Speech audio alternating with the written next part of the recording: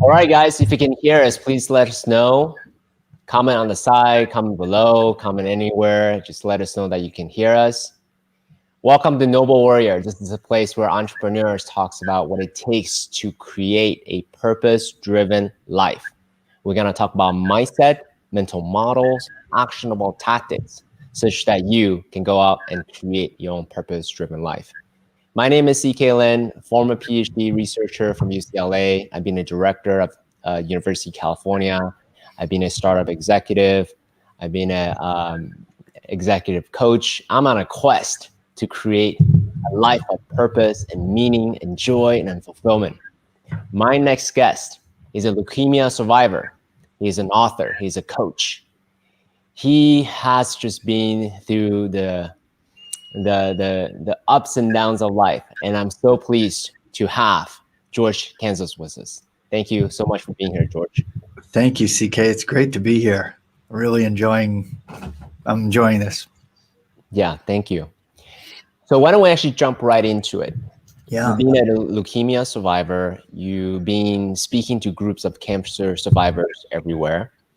Your role is to help them find new meanings and new purpose and new light, having gone through, or having faced rather, death, or the possibility of death.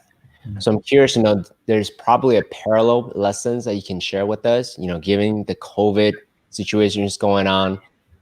People are looking at their businesses, need to reinventing themselves, need to watch out for their physical safety, need to look at relational safety, right? Giving the social distancing and staying at home. So I'm curious to know if you can tell us, what have you learned having gone through leukemia twice, what you can share with them? Great question. Thank you, CK.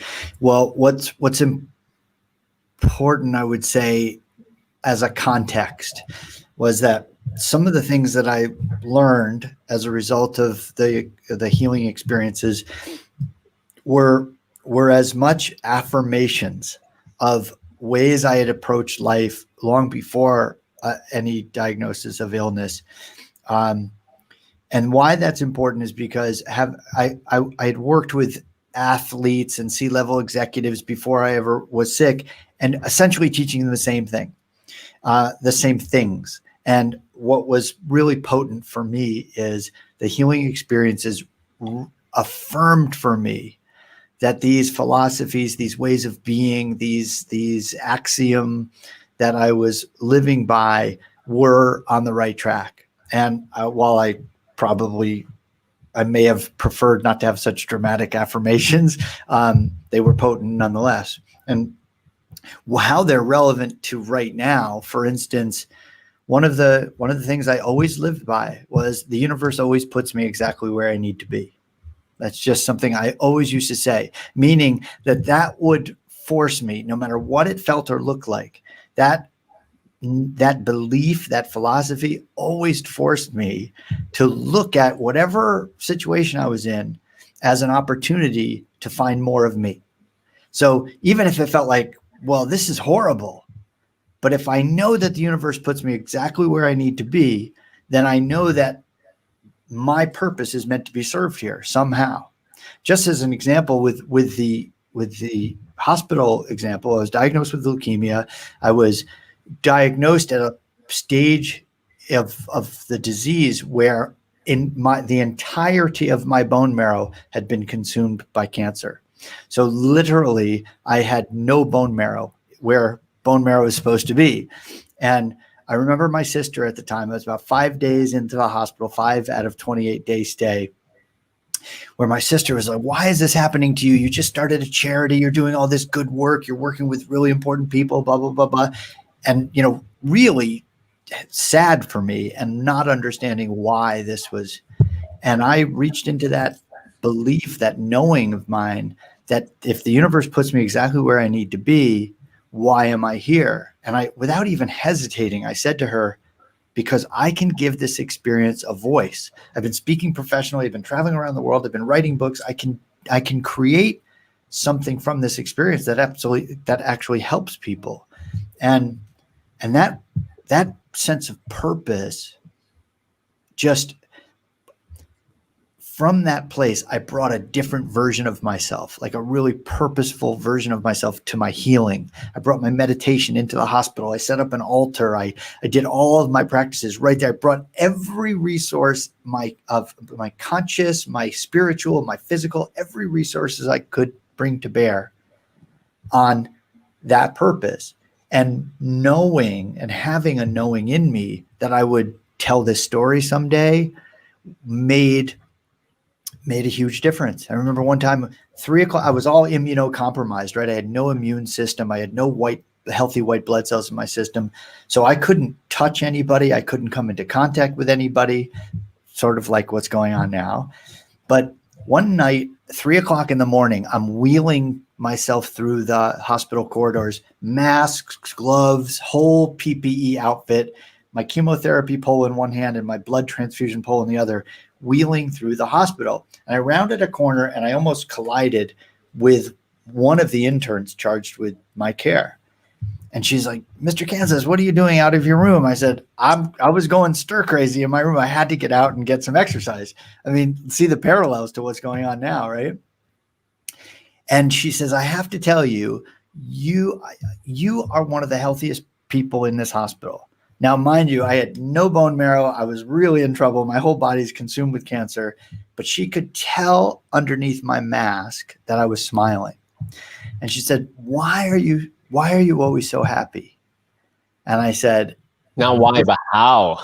Yeah, right. How, right? Yeah. I said, "This is going to make a great speech someday." And she was just blown away that was my perspective. And that was authentic. Like I really was.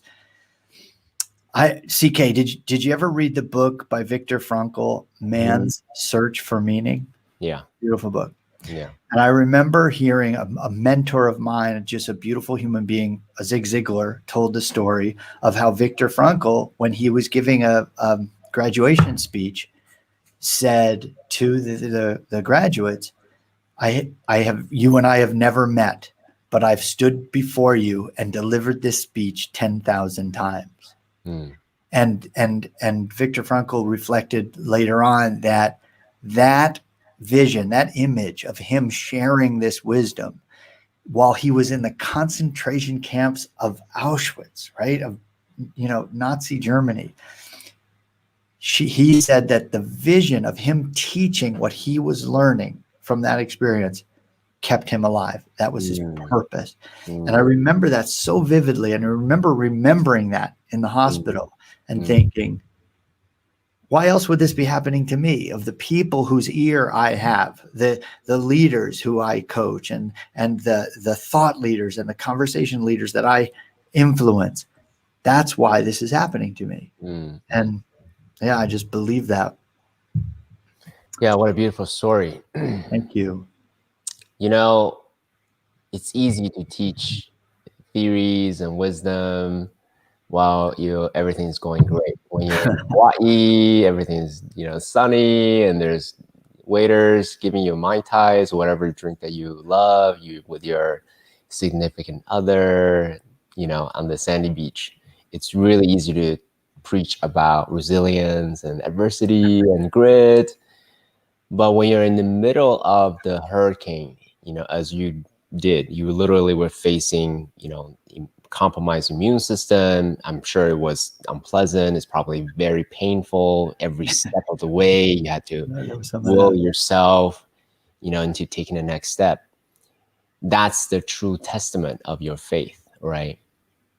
So I'm curious to know, how were you? So you had an image in your mind that, hey, everything I'm going through right now is for a reason, and I'm going to make a speech one day. So that's a concrete vision that you had. But nonetheless, how did you deal with the doubt? The what if I don't make it? The oh my God, this is so painful. Please just let it end. Just whatever the neurotic thoughts that's going on in your mind. And I asked this question not specifically to you, but for the people who are listening or watching this right now, who may be thinking like, oh my God, it's so painful. my spouse and I were fighting at home because we can't see anyone else. My business is, whatever. My 40% of my revenue is gone because of COVID, or my physical safety. I'm concerned for my parents. They're old and they, they're also getting stir crazy as well. During those moments of test, how were you able to calm the internal chaos such that you continue to see that vision that that you wanted to turn into a speech that inspires people, give them hope? You know what I mean? Yeah, I love the question, CK. This is so important, this question, because a lot of there may have been a time when a younger version of me would have said something like, well, just hold on to that picture of, that good picture, that picture of the future that you're holding, and just hold on to it no matter what thought comes up, and just that you may have heard the expression, fake it till you make it. And there may have been a time when I would have said, yes, and fake it till you make it, just hold on and plow through. And what I've learned is what my wife and I, Tracy, we work together, and in our work, we say, don't fake it till you make it, feel it to reveal it. And why we say that is because pretending that those feelings, that fear, that doubt, that disillusionment, that frustration, that anger, pretending that those emotions aren't there, in my belief is that actually doesn't help, that it actually holds us back, that there's great freedom in recognizing the doubt, not indulging it, not going down the rabbit hole, but just recognizing that doubt. And if I just take a breath and really drop in, and like immediately I can go to that place and feel in my body the fear or the anxiety or the doubt. And well, what if it doesn't turn out? What if COVID lasts another 18 months? And what if? And of course, we could totally go down that rabbit hole, get so depressed and just hide under the bed. We can do that. But what I think, just recognizing that the fear or the doubt or whatever is there without pretending that it's not, allows us then to say, okay, I know that that's there. What can I do? And when we focus, even if it's a tiny little bit, on what we can do, even if it's just, okay, and if the worst case, like for instance, in the hospital, if the worst case scenario was I might die, and for a couple of weeks there, I pretty much went to bed every night certain I wasn't going to wake up the next morning. And so what I would do is, okay, I'm going to take an hour and just do everything I could do in that hour, as long as I could stay awake or keep my focus or the energy on it, and prepare for that eventuality. I had already created a will. I had already, the arrangements had already been made for my children. I wasn't anxious about that, but that often, I've talked to tens of thousands of cancer patients. That's often a big anxiety for them, but it's really an anxiety for everybody. What do we do in the worst case scenario? Do you have those things in place? And if you don't, that will draw emotional energy on you, even if you're not paying attention to it. It'll nudge in the background of your mind. So what I started to do in the hospital, what I could do was I could start writing that next book. And I started writing a book about death and cancer and survivorship and hope. And I started writing about bridging the gap between fear and hope, and meditating, putting conditions into place that support that highest vision. And so if I only had 15 minutes where I could stay awake with enough energy, I would focus that on writing. I would take myself through the same process that I probably had taken thousands of people through before. I call it emotional archaeology. It's basically a step-by-step process to really dial in on the most important stuff. And what I think is relevant to people now in our situation is we might be limited to what we actually can do. For instance, my wife and I ordinarily will host live events. Well, we can't host live events in a hotel ballroom anymore, right? But we can do virtual gatherings on whatever platform lets us look at each other, right? And so we made the shift and started gathering with people online and virtually.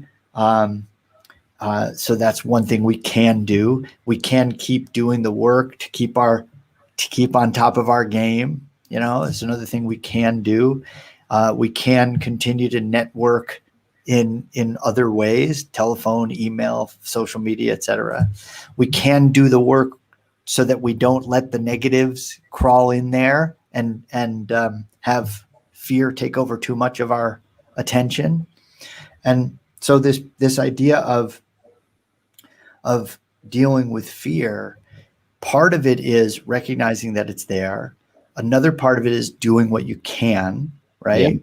Another part of it is, like, I have this, I work with clients, I say, it's not who you are. The fear, the emotion, the anger, whatever it is, it's not who you are. It won't last forever, and you're not alone. Mm-hmm. So those 3 steps always have helped me. Like, okay, even if I'm in terror, I know that the terror won't last forever. Mm-hmm. I've been in that moment, like, oh my God, I could die, and have that terror possess my body. But I know it won't last forever. Even if I stayed in it, eventually it would peter out. Mm-hmm. Won't last forever. It won't last forever. And then that I know that that's not me. It's not who I am. It's an emotion running through my body. It's energy running through my nervous system, my nervous system's doing its job, feeling. We can talk about that later. And then I'm not alone. Now, ultimately, I was alone in my hospital room, but I knew I had family members who loved me. I had my children who cared about me. I knew that I had a community that cared about me, and we got letters and emails and newspaper articles written about it. I knew that there were a lot of people praying for me and holding the intention of my well-being. But ultimately, if none of that was there, I always knew that the truth, as I have come to understand it, of myself as a spiritual being, was infinitely connected to every other being in the universe. And in that regard, I'm never alone. And so it won't last forever. It's not who I am, and I'm not alone. Actually feels true for me and felt true for me. And so, does that answer your question? I mean, that 2 minutes could be a whole, webinar, the whole book. It has been. And right. So let me recreate what you just said. So yes, hold that vision, but don't grasp it. And also, so feel whatever emotions, stuff that comes up, right? Let it flow through you, because they're real, but not true.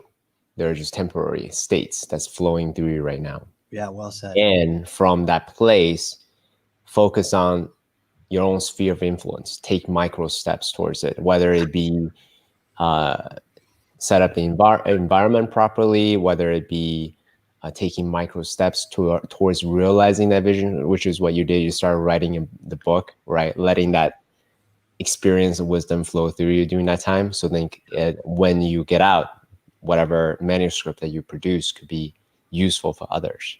Yes. I hear that. And also the third thing is to also remember that you're not by yourself. This is temporary. You're not doing this by yourself. And in the grander scheme of things, you're here for a reason. Did I capture the main point correctly? Yeah, absolutely. Beautifully said. Yeah. I really like that, the taking micro step part, because, and then I'll share this with, actually 2 parts I wanted to highlight. One is, during my younger days, my name literally means strong will in Chinese. So during my younger days, I will my way through any kind of internal resistance or external resistance. And because I thought that's how we're supposed to do it, very masculine intentionality, thy will be true kind of approach to life. Yeah. And I would actually suppress any kind of negative thoughts or emotion that comes up. And after a little while, I came to realize, a few different realizations. One, suppressed emotions and thoughts eventually will come up. They may come up with disease, they may come up with neuroses, they may come up with depression or whatever it may be. It's like trying to push down a beach ball into the ocean. When I let go, it's gonna pop back up somewhere, somehow, right? So that's one, if I don't deal with it. The second thing is a more productive way to integrate it, to resolve it, actually is, as you said, to feel it completely. Once it's acknowledged and it disappears, just like the waves of the ocean washed over me. So I'm all about efficacy. So I was like, oh, okay, suppression doesn't work, denial doesn't work, integration works a whole lot better. Let's use that approach. So that's my new approach to really feeling and integrating all of my thoughts, emotions, and sensations that's coming up.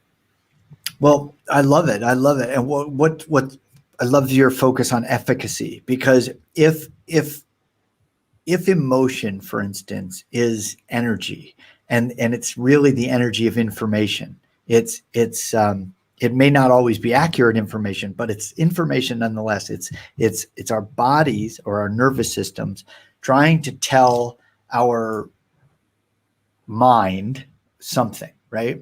And so if it's suppressed, it's going to find a way to express itself. In my experience, if emotion unexpressed will express itself somehow, and the smart folks figure out a way to express it constructively and intentionally rather than be subject to it, right? And there's a piece there about knowing that if I let that information and energy flow through me and it's here to teach me something, if I attend to it, there could be real gifts in that. And it could be attending to it could simply mean just acknowledging, like I have an itch. Acknowledging it could just be scratch the itch. It could be, I didn't file my taxes. And the attending to it could just mean sending an email to the accountant and saying, hey, are we on track to file my taxes? The emotion, the energy is gone. Once it's out of our body, our nervous system has more resources to attend to what's actually present, which is actually what we're here for, right? You and I can serve our greatest purpose by being present. If we're worried about tomorrow, we can't be present to serve our purpose. If we're guilty about or resentful about yesterday, we can't be present to serve our purpose. And so tending to these emotions, I really believe that when they teach us and when we're willing to take note of what they're here to teach us, to just attend to them, put them on a list or actually get it done and out of the way. And then huge amounts of energy are freed up to be more present, to be more of service, to speak our truth, to serve our purpose, to speak our message, whatever the case may be. Yeah. So we can look at what we're talking about here. By the way, guys, if you're watching this, you can look at it from a psycho-spiritual point of view, which is how we're talking about it right now. But you can also look at it from just pure functionality point of view, utilitarian point of view. If you think about your creativity, your physical energy, your emotionality as fuel tanks, right? My friend Nick Sullivan, one of the previous guests, calls it the boosters of your rocket. Nice. If you think about how can you utilize the most fuel in your rocket, then you say, all right, so the anxious, the anger, resentment, all those are taking away from actually you having the full usage of the fuel in your booster, right? Yeah. So if you just look at it from that point of view, that's still very, very useful. If you want to have the most utility of everything that you've got, your mind, the body, the heart, and spirit, what we're talking about here, it's a couple of things. One is to have a clean, shall we say, container, right, of your emotionality, physicality, mentality, and spirituality, so that you can have full usage of it. And how can you be present in this moment so you can actually see the reality, subjective and objective reality, so you can actually see all the chess pieces on the board, and so you can be the most utilitarian base for whatever it is that you want. Absolutely. And just a real practical example of that. Back in a day, we worked with the NFL and the NFL Players Association. I was working with this one professional football player who, to look at these athletes, these brilliant specimens of physicality and athletic performance, you would just assume the invulnerability that they present on the field, right? And I had the great honor to really get inside with these guys and to see how the oddest little thing would affect their physical performance. For instance, if a linebacker was concerned about a pain in his knee, and he indulged that concern even the tiniest bit, not ignore that it was there, but rather tend to it. Like, okay, get checked out. If the doctor says it's okay, the x-rays, all this, then we have to address the thing that has you anxious about that, because if you don't, it will absolutely impact your performance on game day. And so that's a sort of an obvious example. Like, tend to the physical need, do some extra PT, or make sure you do what you need to do to resolve that anxiety in your mind. The other examples of, well, what about if I get hurt and I want my family taken care of? Totally different thing. The doctor's not going to take care of that for you, right? So we'd sit down and make sure that those things got addressed. Make sure the trust fund is set up and that money gets swept into that account on a regular basis, so that when you step foot on the field, you're not thinking about your family. You're thinking about your purpose of being on that field. And the difference between an athlete who you'd look at and say, that guy could run right through that brick wall and leave a football player shape and a hole in the wall. But if he's anxious about his family, his performance is going to be diminished, even if it's a tiny bit. And in a football game, an inch could mean losing the game or winning the game. And so really tending to those things. That's why I say this emotion is information. And if we take that information and act on it, then we often take huge steps to reduce the impact of that emotion. And so acting on it could look like getting checked out. Acting on it could look like talking to your lawyer and putting things in motion. Acting on it could be getting that project done. For instance, how many people do you know whose garage is a mess, for instance, and they can't park their car in a garage? Just picking as an example. And in a way, every day they get in their car, subconsciously, they might be saying, boy, I wish I could park my car in the garage. And as long as that mess exists in the garage, their subconscious mind is using energy to address that somehow. But if you clean out the garage, it's gone. Does that make sense? Yeah. Completely. One of my favorite books is Marie Kondo's The Magic of Tidying Up. Yes. And it's very deceptive in a way that it's talking about decluttering, but really is teaching beautiful wisdom principles. Yes. On the substance part. And I really love it because it actually gave me methodologies I thought I was a minimalist until I read that book. Like, oh, shoes are minimalist. Wow, right? I'm a moderate minimalist. Yeah, for sure. So, but what you just described is actually perfect, because we all have different clutters in the mind, the body, the heart, and spirit, right? And if the more we can clear up the clutter, the more space, the more resource, the more room we'll get to create in the mind, the body, and the heart and spirit. Doesn't that explain the wild popularity of those shows that show us how, Hoarders?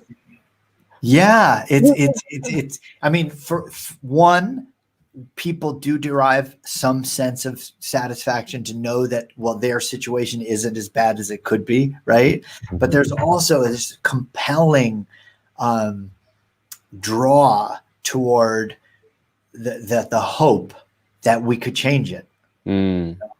Yeah. So I'm curious, as a facilitator, how are you able to get the athletes to share with you their own internal garage? Because they may share, hey, my knee hurts, but how did you get even deeper than that? Are there other clutters around the pain in the knee so that you can really help them, like, oh, okay, clean that up, address the will or the trust, and these type of things normal people don't tell others about? I love the question, because what I love about the question is whether it's a football player or a hockey player or a rock musician or a C-level executive or a healer in transition from one business to another or whatever, the issues are very similar, and that is around vulnerability. Because once a person is shown, and this is I've committed 3 decades of my life to really how it is to create a safe space for someone who is desiring change to actually submit, if you will, to the process of change. And that first step is for them, anybody desiring change, is to render themselves open to the process of changing. And most people right off the street would be uncomfortable and not really feel safe to do that. And so one of even before that is first recognizing, hey, I have a problem. Yeah, absolutely. And so I'm assuming, so great. That's such a brilliant point. Like the problem, like for the athlete, for instance, it's pretty clear.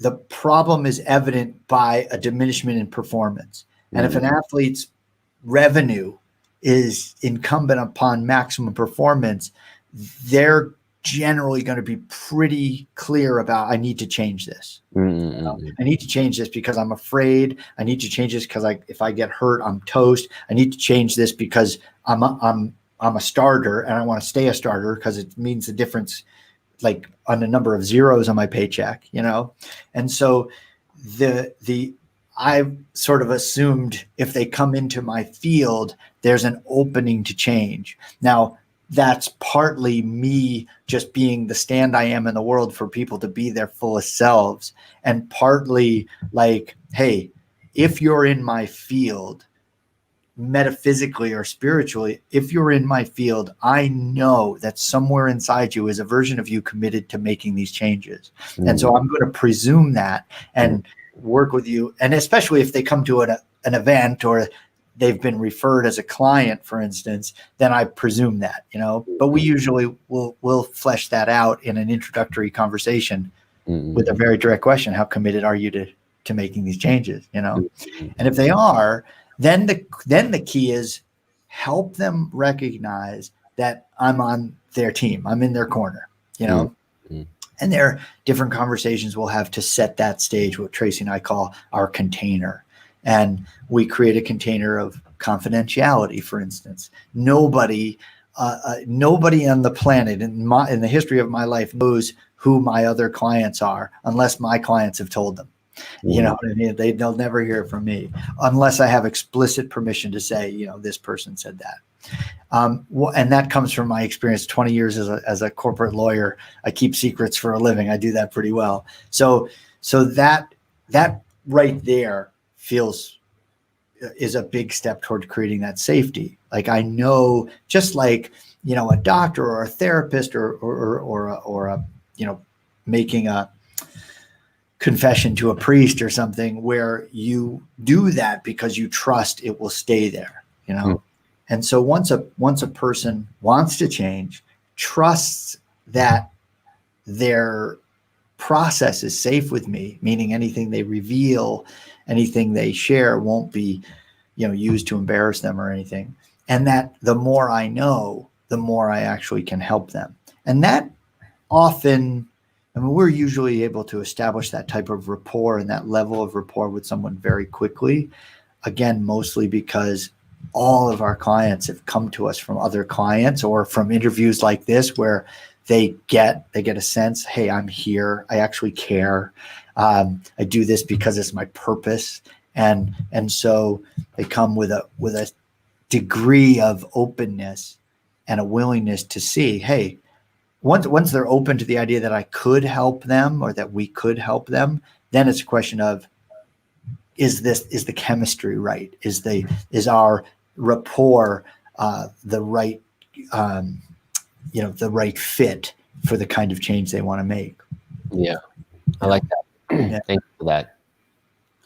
Yeah, no, it's really beautiful. anyone, so I was Googling around as a way to do research for our conversation. And within just a few minutes, just watching any of your content, I felt right away that you care for whoever that's standing in front of you, that you're here to, inject that love, that that compassion, that empathy as a way to support them, anyone to fulfill their goals. So was that always there, or was that cultivated over time were you like this way when you were a lawyer? Maybe put it that way. That's a great question. I would that's a good question. I would like to say that I was that way as a lawyer.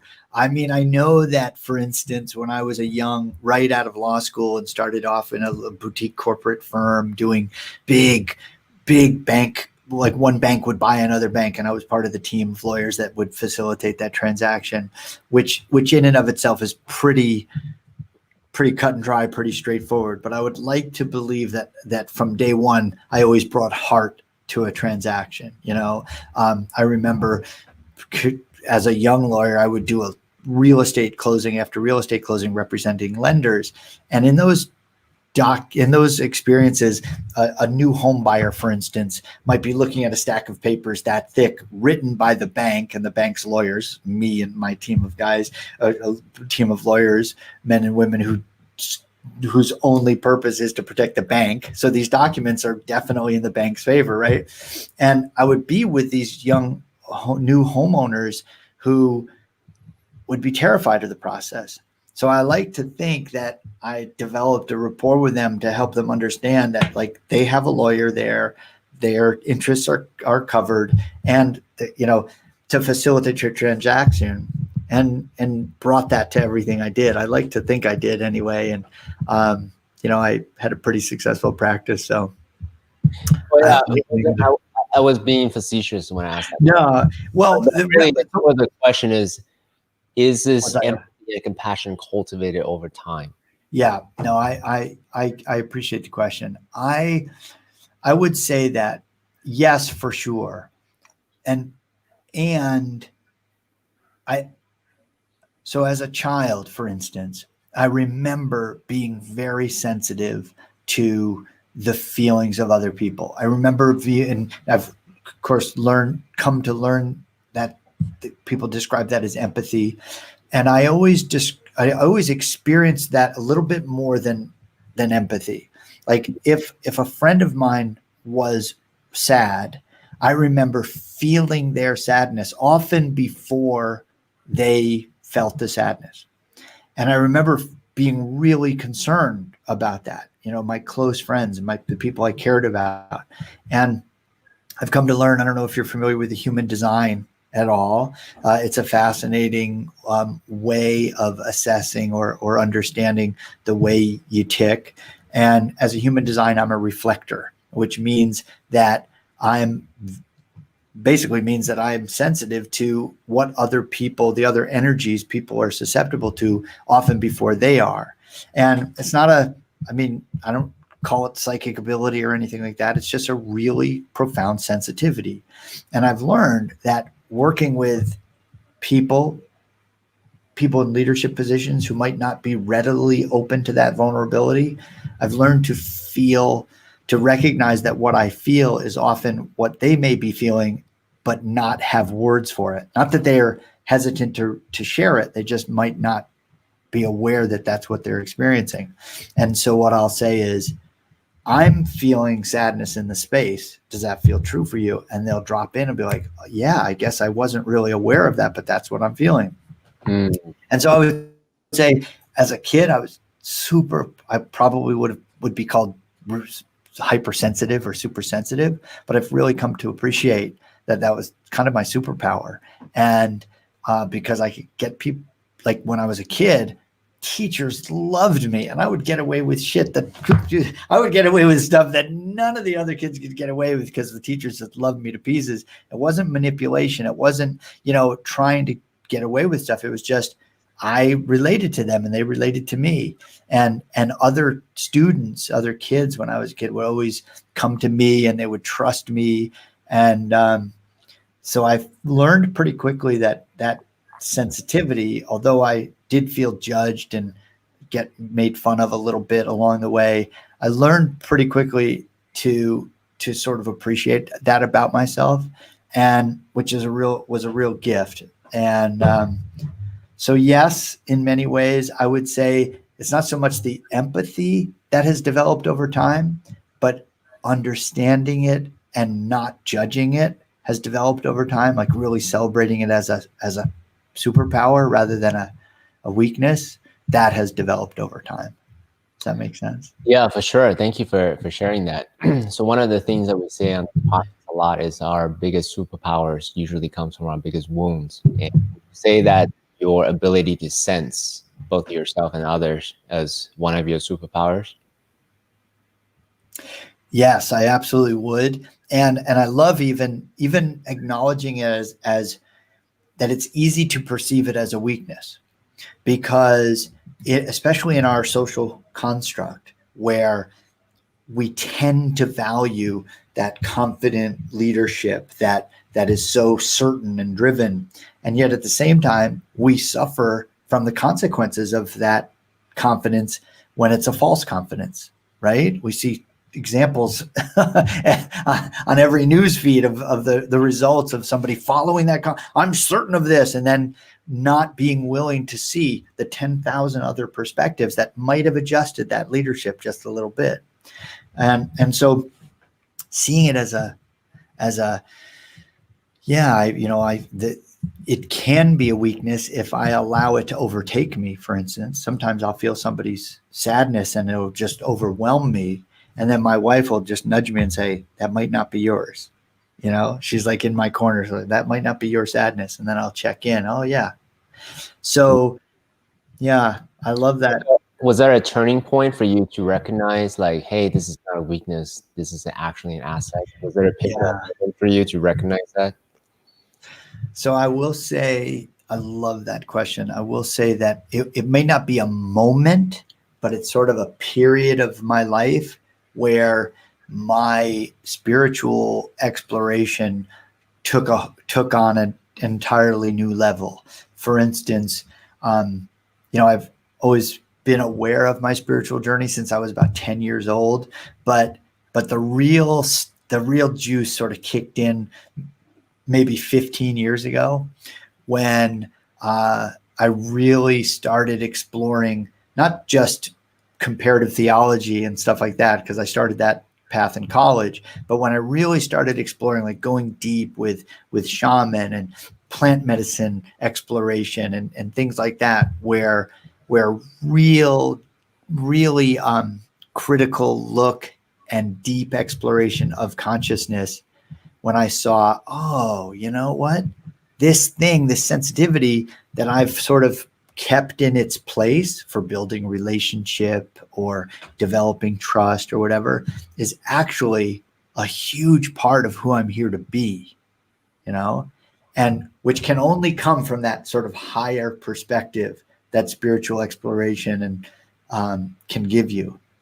And so I would say, yeah, that sort of that moment, if you will, that I decided to step into the spiritual exploration and say, you know what, I'm not going to turn away a single voice. I'm going to explore every piece of wisdom I can. I'm going to work with every shaman who will sit down with me. I'll climb to every mountaintop that I can have time and availability for, to find out and to explore more about that. Yeah. Yeah. I'm actually very curious about the different encounters that you have, but I'll pause for a moment. So don't let me forget to ask you about those encounters. But I'll echo what you just said earlier about it's not a singular moment per se. Me, I've always been curious, but when I was younger, my curiosity would be shunned by others because it was too intense for most of them, and also it comes. It tests their ego quite a lot because I'll be asking teachers questions after questions and they don't have answers for, obviously. I've reached the extent of their knowledge and they're too prideful to tell me like, hey, I don't know. So they would just say, shut up, right? And they're like, force, shut it down. And same thing with other parental figures in my life. And it wasn't until I started to explore my own spiritual journey. As you said, my definition of spirituality is my relationship to the greater whole, not necessarily certain religiosity per se, but my place in the world, right? So I agree with that 100%.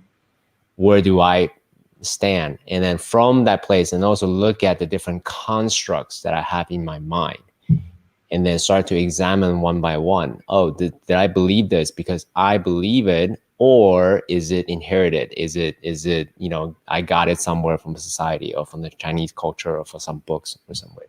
Right. I get to explore every single one of them, and to come to trust more and more my subjective reality of this feels right for me, right? This is my truth, versus like I'm trying out something, some idea, some belief, some constructs, and it's like, I'm going to believe it because I have believed it for the last 3 decades, or I'm going to believe it because it's part of my culture per se.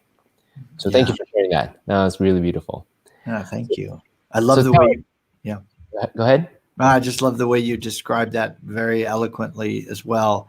That this idea of it's my truth, as I've come to understand it, as I've asked into it, and there's always going to be a certain degree of stuff we take on faith until we do our own exploration, especially as young children and young adults. We take on what our parents teach us and what our teachers teach us, et cetera.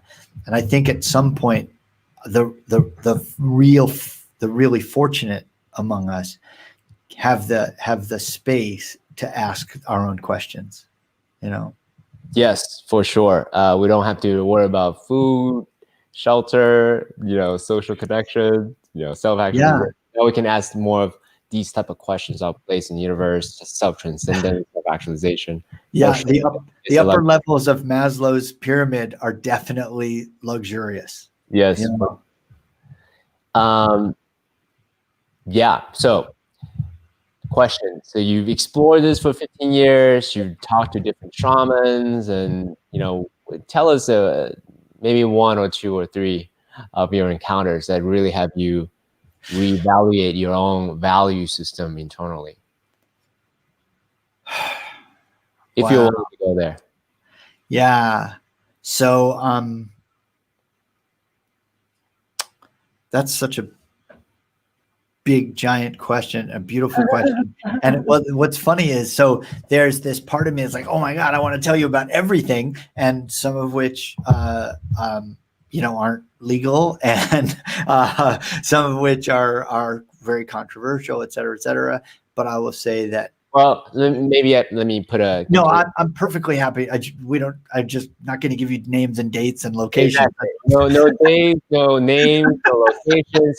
Share with us your experience and the lesson you took from it. Yeah. So one of there's so many to pick from it. There are 2 in particular that I'd love to share. One of which really relates to even the name of your podcast, Noble Warrior, that I'd love to address. The first one is a moment that I had with a shaman who I'd grown to trust, had many deep experiences with, using psilocybin mushrooms among many other things, but including ayahuasca, which if you're not familiar, is a tea made. I'm sure you are, but others may not be. That it was a tea made from the vine of 2 vines that grow prodigiously in the rainforest, and that over time the brewing of these 2 vines emit a substance that DMT and other things that have psychoactive effects. And during one of these experiences, I remember being aware of my attachment to my life, my ego, my consciousness, and my fear of letting go of that.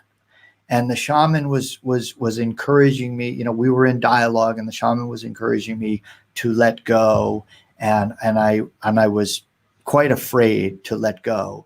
And why are you afraid? And I remember saying, because I'm afraid I'll disappear. Literally, my ego was holding on against the risk of obliteration, which in many ways on the spiritual path is yes, obliterate the ego and let that happen, But in the moment, I was terrified because literally, in my altered state, I actually thought that I might disappear, like literally disappear. And there was nothing the shaman could do other than hold me and encourage me. And I remember having this moment where I was deep in this space and sort of conscious of my body curled up in a ball and having a dialogue with creation itself, saying, if I let go, my body might soil itself. I might throw up. I might poop myself and da da da.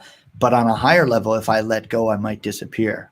And I just was rocking back and forth and rocking back and forth. And I'm having this dialogue and I'm sweating and I'm shivering and I have to evacuate my bowels at the same time. I have to purge my gut. And I was just rocking back and forth. I'm rocking back and forth. And I hear the sweetest voice. I can't even approximate it. It was so sweet and heavenly and sublime. I heard the words, trust mother. And my whole body relaxed. I heard this voice and it was medicine to me. It was otherworldly, right? And that moment was not just trust mother in this moment. It was not just release to whatever your body might do. It was such a overarching admonishment to trust mother. Now, what I interpreted that instantaneously as a knowing in my body was to trust creation, trust the universe, trust Mother Nature, trust mother, the energy that holds me to deliver me to my highest expression, not try so hard, not try to force things, which is often, the masculine. I'm clear on my objective. I'm going to make this happen. Strong will right here. Strong will, which is beautiful. And is it serving us, right? Yeah, exactly. So that, for me, I don't know if I've conveyed the profound nature of that experience, but it really, those words come back to me often when I become aware that I'm trying to push something.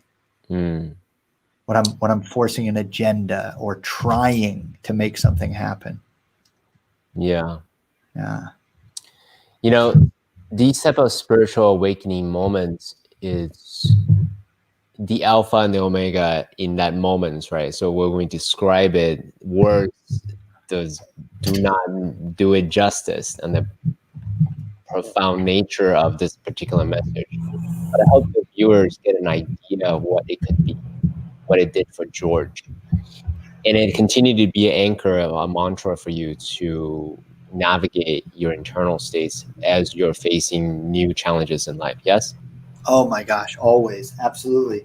And because again, when I'm trying to force something, when there's definitely hard work involved in success. There's definitely times when things are going to be hard.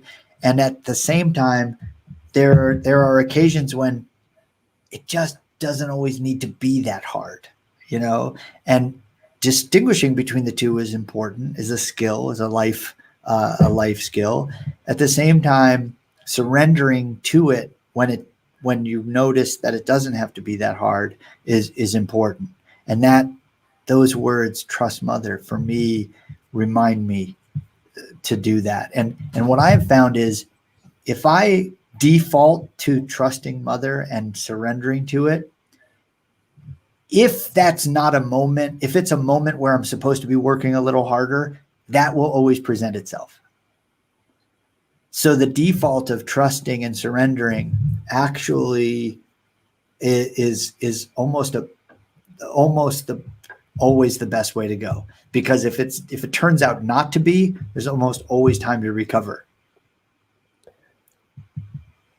Does that make sense? Yeah, it does. So how do you feel about that? What no, I'm trying to see what I mean, there's a lot of places we can go, but I'm curious to know about this whole journey of surrendering. And I'll share my own experience. Yeah, please. And to the people who are watching this, my name literally means strong will. So meaning masculine, carving out, no, just go over it, go through it, go under it, go around it, doesn't matter. Just, fulfill my will has always been my strong suit, right? It's in my name. And as George has beautifully articulated, it's a sword. It cuts both ways, right? So I can use it to pulverize obstacles in front of me. At the same time, there's a cost of trying to just making things harder than they need to be. Sometimes, like riding a wave, I don't always have to ride every wave, right? Sometimes I can actually just look at all the waves that's in front of me and say, all right,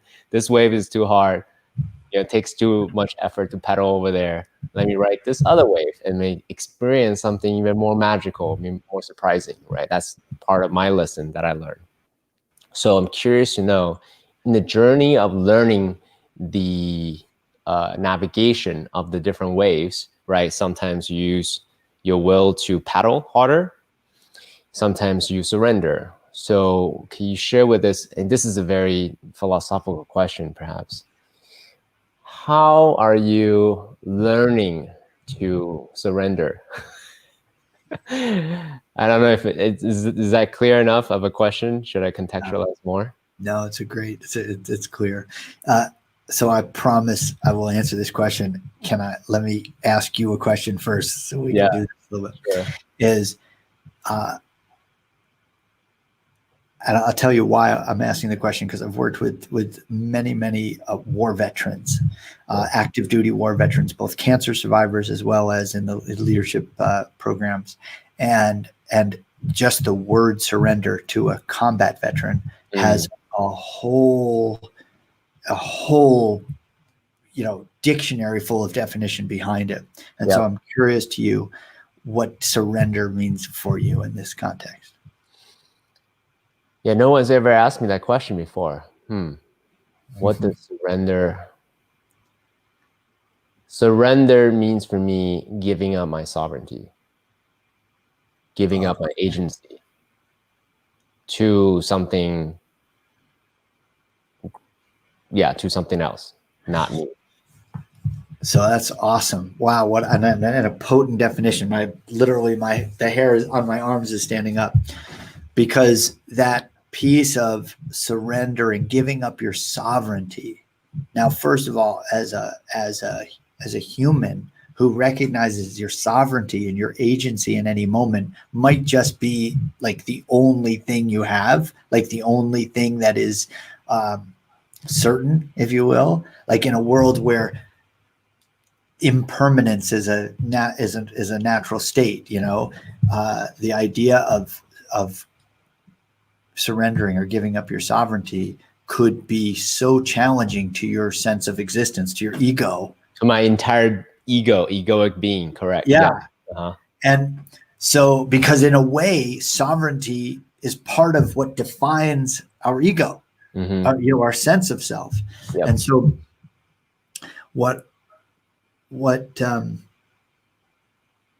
so I want to get back to the original question now.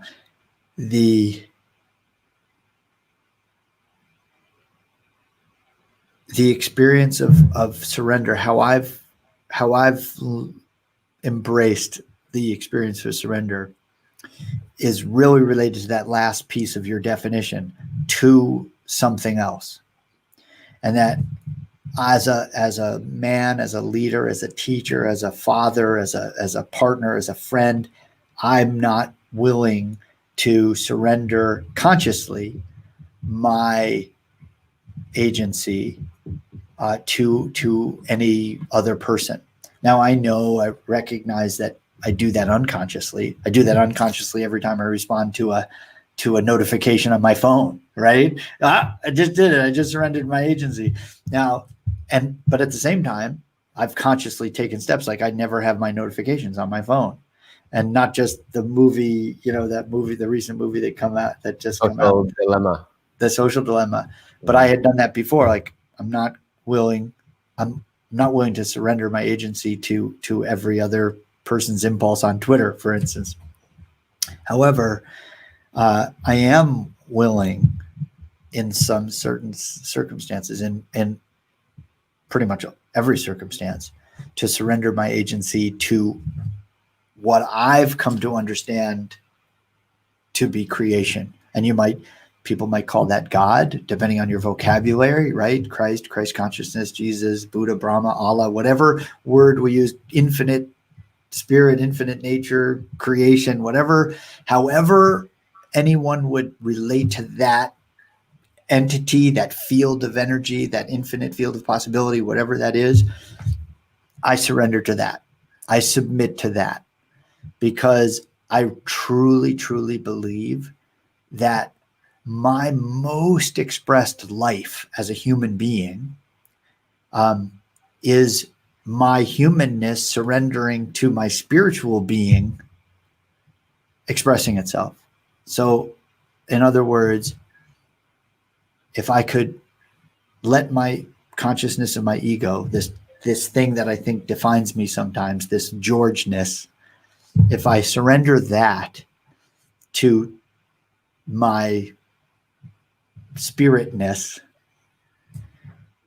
that often results in a better outcome for me. And it can be scary sometimes. It was scary when I was rocking back and forth with that shaman to trust and to let go. It's scary sometimes taking the stage in front of 1,500 people or whatever, and will I remember everything I want to teach them? Will I remember everything I want to say? It's scary saying to somebody, my fee for working with me for the year is $100,000, and that is payable in full. And da da da. It's scary to look somebody in the eye and say that, and yet surrendering, and a surrender is also includes not attaching to the outcome. Surrendering includes a preparation that the universe's answer could be no right now. For me, the surrender is sort of a two-part thing. It's trusting that you'll be safe just surrendering in and of itself will be safe, and trusting that regardless of the outcome, that safety will continue. Which actually bridges to the second experience that I wanted to share that relates to your noble warrior, if I may. Yeah, please. You shared with me when we were first getting to know each other that noble warrior to you meant someone who's purposeful, and I think that was, and also willing to lean into discomfort. Correct. Which I think is one of the most beautiful definitions of a warrior. When we think of, I'm half Greek and half Italian, and my Greek heritage is Spartan. And so the fascination around the Spartan warrior ethic has always been it's just been in my consciousness since I was a teenager. And then, of course, when the 300 came out, and that exploration was just renewed. And the idea of celebrating that, a warrior chooses a certain ethic and leans into that ethic no matter what it looks or feels like, even when it's horribly uncomfortable, and even when death is certain, right? Because that the warrior has adopted that's my code. And the reason why that warrior can rely on his brothers in arms in this case is because he knows that his brother has accepted that same code. Now, if we take actual mortal conflict out of the equation, then leaning into discomfort becomes possibly a real paradigm shifter for people. And I remember working with a shaman with a medicine called Kambo. It's a frog medicine. It's a medicine that's derived from the secretions of the skin of a Amazonian tree frog, of a South American tree frog. Now, what's significant about these secretions is the tree frog has no predators. So literally in its DNA, there is no mechanism for fear. There's no mechanism for, oh, this could kill me. It just doesn't exist, because nothing in nature eats this frog. So its secretions being poisonous are somewhat paradoxical. The poison keeps it alive because nothing wants to eat this frog, and yet nothing wants to eat this frog. So the medicine is paradoxical. And in the human system, it's very disruptive. And by that, I mean it causes tremendous nausea, not so much psychedelic effects, but definitely altering states. And I remember being in ceremony with this medicine with a shaman, being in in all sorts of discomfort. And part of me, my ego was saying, well, this isn't as bad as chemotherapy. I can handle this. I can handle this. I can handle this. Does it And feel like chemotherapy, out of curiosity? For me, the nausea was very, really bad nausea is really bad nausea, and you just want it to end, right? And my physical body was in great deal of discomfort. I, really nauseous and very similar to the ayahuasca experience, wanted to come out of both ends, you know what I mean? And the shaman, she was a brilliant teacher and just held brilliant space. She just whispered in my ear, "This is what getting well feels like." And I remember those words and thinking to myself, okay, maybe I don't want it to end. Not from a masochistic place of, yeah, I want to feel this pain, but rather, oh, if this is what getting well feels like, maybe I want to lean into this and not escape from it. And why I think that's relevant to your warrior metaphor is because the idea of leaning into discomfort, depending on the context, can be quite heroic. Even if it doesn't appear that way to anybody else but you, because your willingness to lean into discomfort in any given moment might be so inspirational to you. I know for me, I was really proud of myself because at any moment I could have asked my body to purge and ended the experience, but I leaned into it. And what I really discovered, even if that was the only thing I was meant to learn about myself from that journey, is that when the chips are down or when the moment comes, I might be willing to lean into it. That gives me a great sense of empowerment. I wasn't in mortal danger. I wasn't in harm's way. My body was physically safe. I was just really uncomfortable, and I leaned into it. And so I feel like there's something inspiring about that.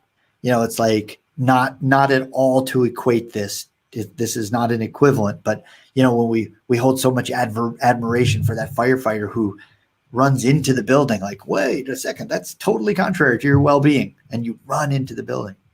That willingness, that firefighter runs into the building because he or she has prepared for that. They've done the work. They've strengthened that muscle. They know the ins and outs and the strategies to protect themselves. So they have the confidence to lean into the discomfort. That is a really important pathway to lay out. That the pathway to courage and greatness is actually, we know the steps. We can build a muscle. We can practice. We can put into place the structures and strategies to support our being our highest self. We can get the mentorship and the tutelage to learn those skills. We can do all these things ahead of time so that when we're challenged, we can lean into the discomfort. Yeah, for sure. Thank you so much, George, for sharing that. So on this podcast, we do talk a lot about different ceremonies, combo, ayahuasca, Spartan race, boxing, ice bath, breath work, all different kinds of ways to, one may say, extremely uncomfortable, extremely intense. But the way I articulate for myself, actually, so people think that I like running. I like these type of intensities. I actually don't like it at all. I don't like it. I hate running. It's not fun for me. It's, how people say, I have this runner's high, this euphoria. I've never experienced that at all whatsoever. And never experienced that whatsoever. I love it.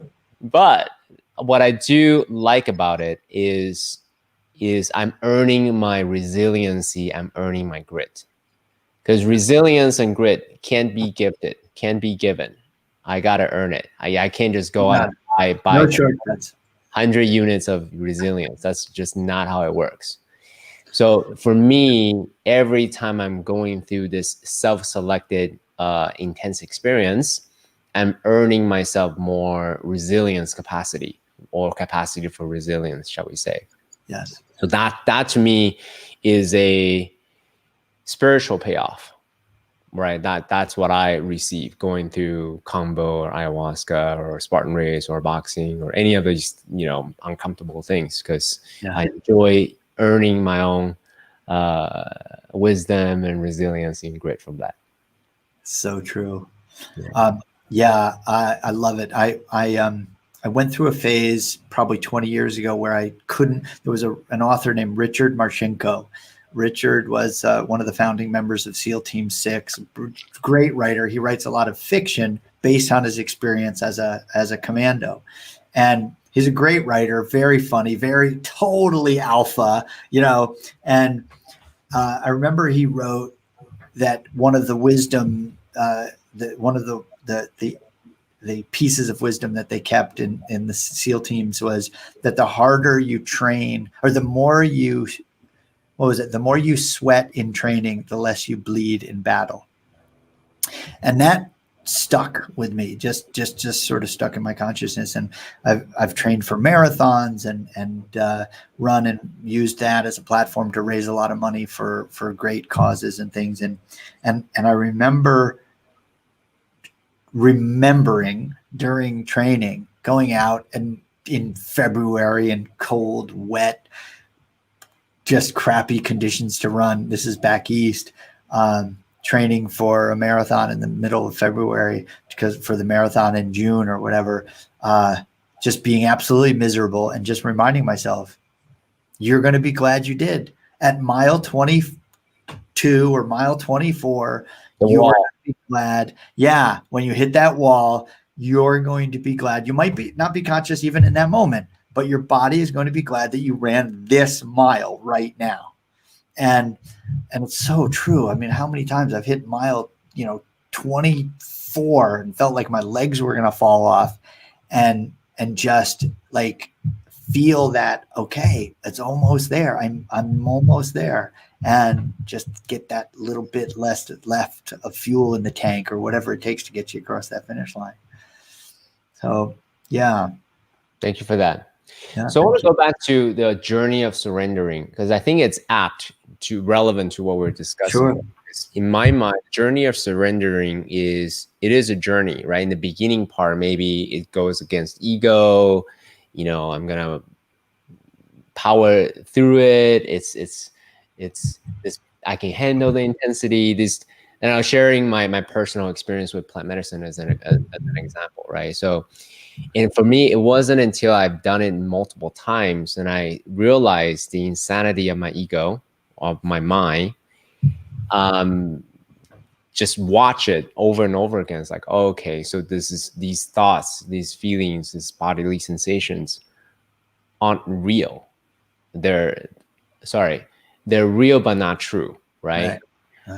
And then develop my own, I call it spiritual spine, right? So I can actually trust and develop my spiritual spine to trust this collective consciousness, whatever you call it, this trust, this inner knowingness, right? That's within me. Trust more and more, and really grow that spiritual spine.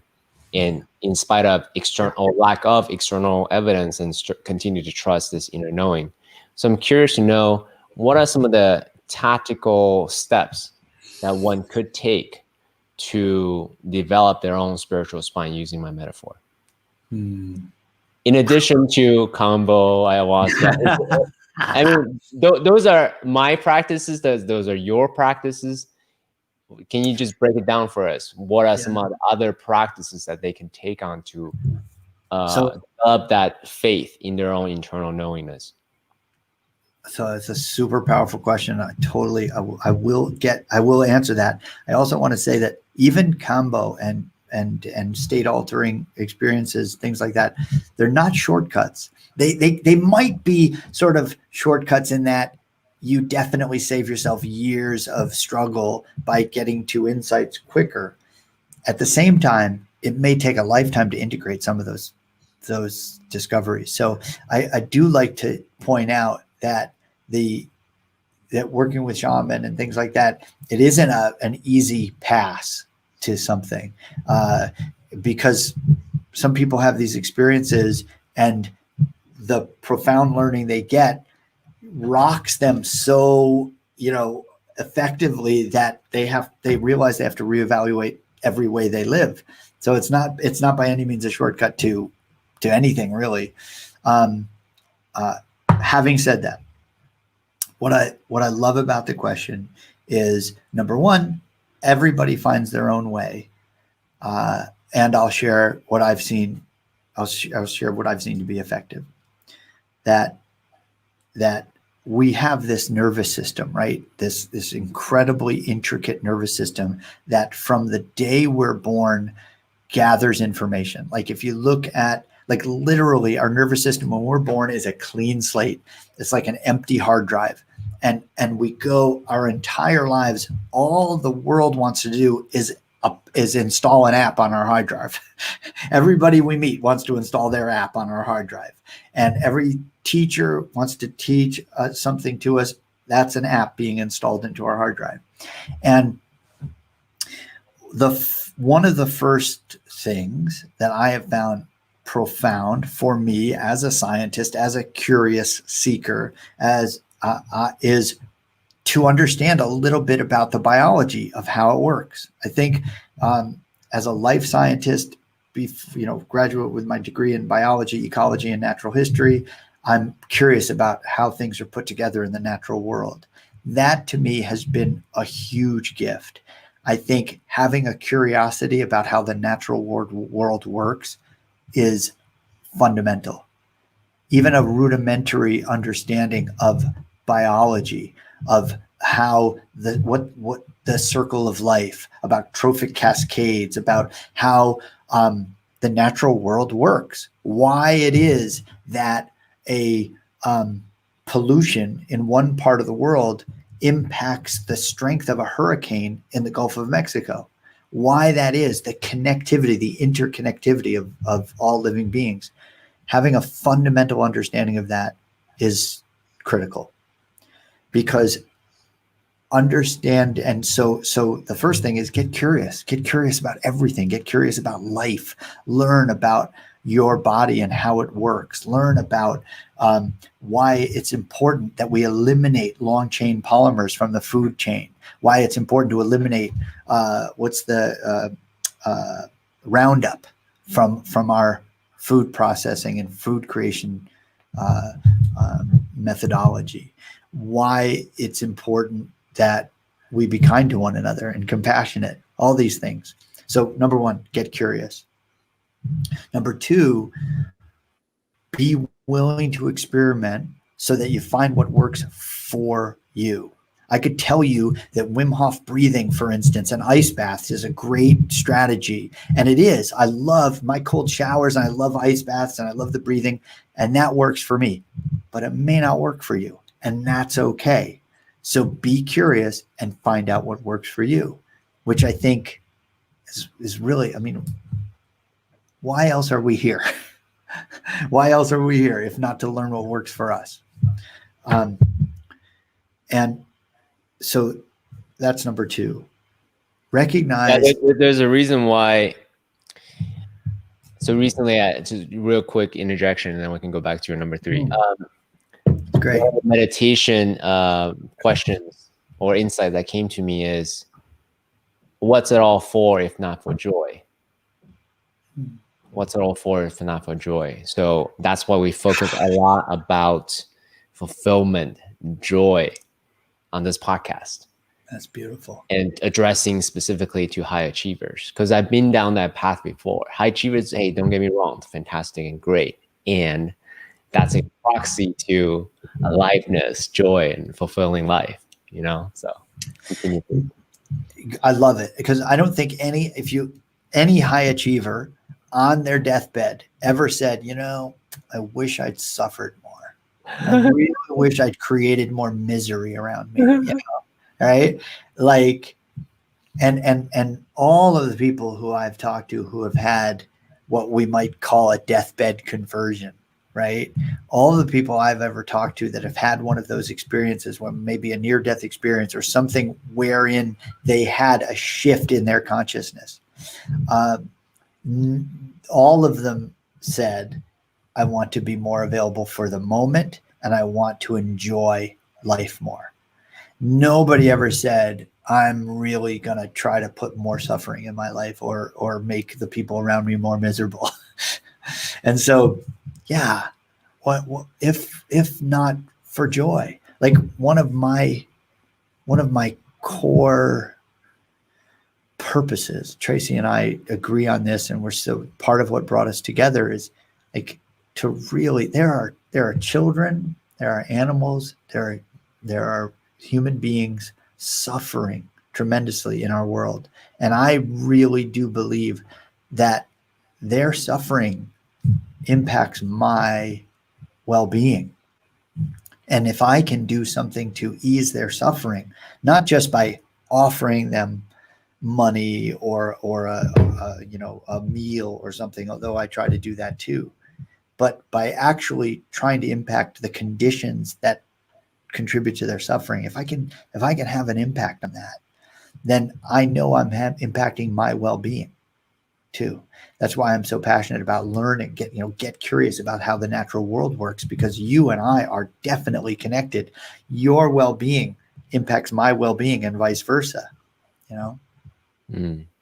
And so this idea of joy isn't purely selfish. Like, of course, I want to enjoy my life. I want to have lots of joy and pleasure in my own life. And I know that if I can create joy in another's life, that supports my well-being too. Totally. Yeah. I interrupted your train of thought, so you were gonna move on to this point you were making.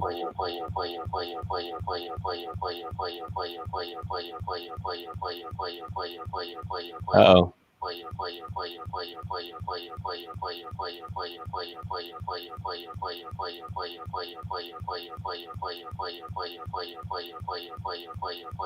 Hey, George.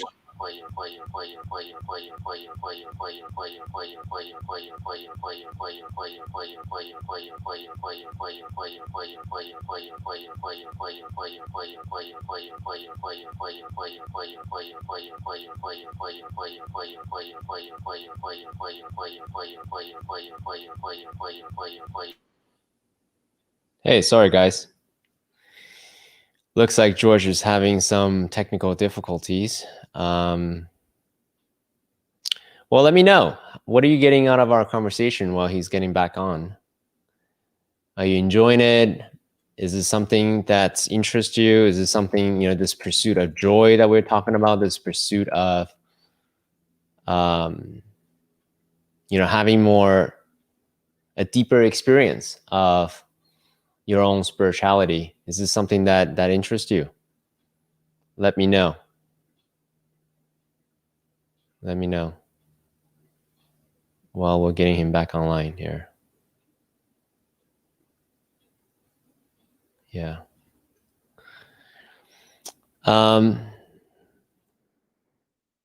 Yeah, personally, it's been a journey to really,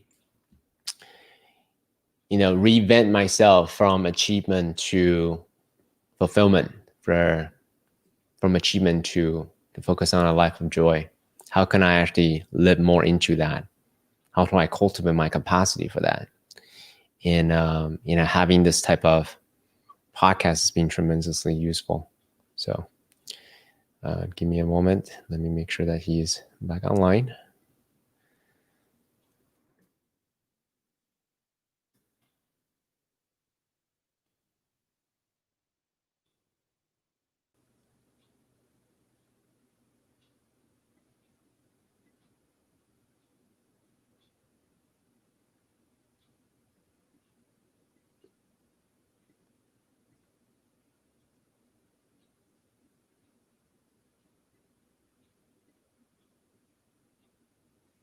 I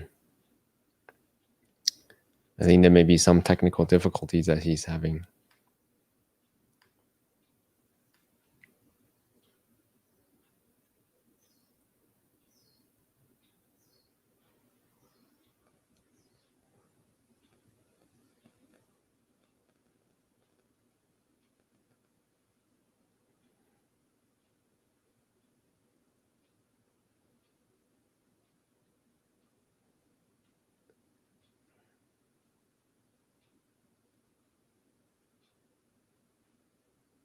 Okay.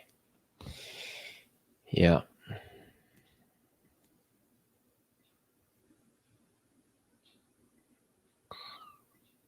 Okay.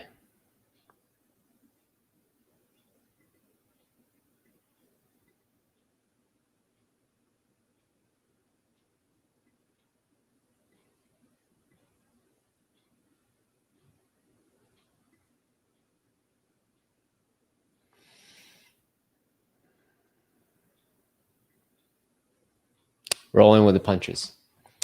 Yeah, guys. So if you have any questions about cultivating a life of more fulfillment and joy, type in the comments area so that way we can help you address them.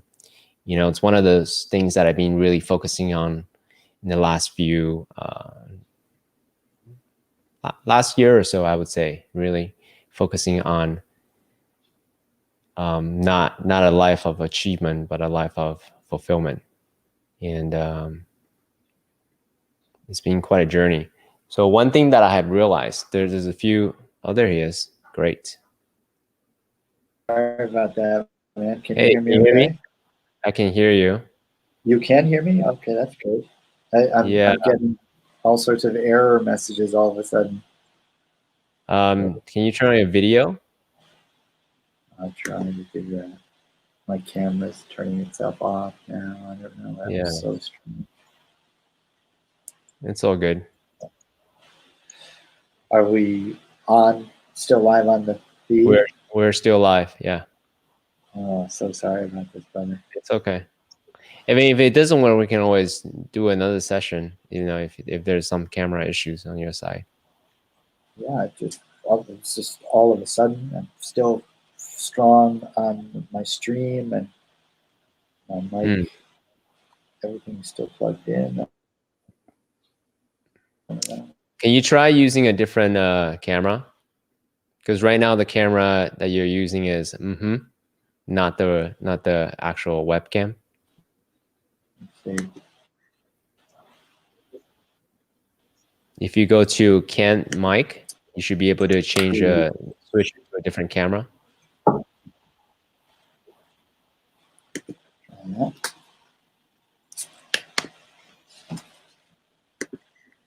If you look at the web interface right next to, all right, something's happening. Yeah. If you go to, you see it on the bottom, there's, okay, so there you are. Great. There you are. Awesome. Very good. We're back online. You can hear me okay? I can hear you perfect. Great. Yeah, it's all good. We were talking about surrender. Perfect. Surrender to the technology nuances. That's right. So thank you for your patience. Good to be back. Yeah, you're welcome. It's all good. What were we talking about? Do you remember? So, yeah, you were asking me to reflect on surrender, something about strategies. You were asking me strategies, and I said get curious about the natural world, and then I said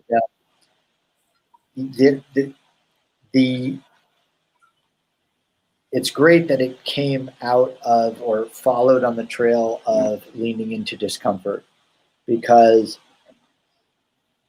if we look at all of the examples of real, like truly people that we admire, and I think it was Malcolm Gladwell, who could have been Gay and Katie Hendricks, who talked about the 10,000 hours, putting in your 10,000 hours to develop a competency in something. Yeah. And it's often not enough to desire a competency. there's a level of willingness that has to accompany that.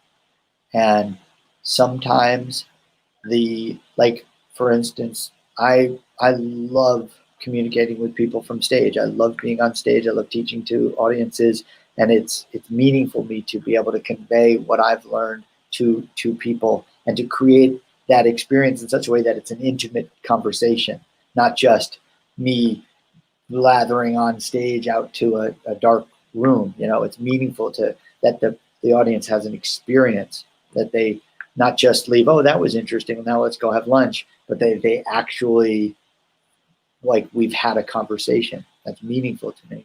And so I've studied how to do that. I've practiced. I've put myself at risk of looking foolish, to try to develop that skill. And the willingness to be uncomfortable, sometimes for long periods of time, has to accompany that desire. And I don't know that we teach that globally. I don't know that we teach that in the social conversation, especially in a world where literally I can have a refrigerator full of food with one click of my thumb on the smartphone app to order groceries. We can have our needs met relatively quickly, given the means, etc. And so this idea of, okay, you may have to endure some discomfort to know that experience that you desire is, I feel like we try to teach that in schools, but oftentimes we have to really discover that on our own. And this is where that desire, you're going to have to hold that desire. You're going to want that thing.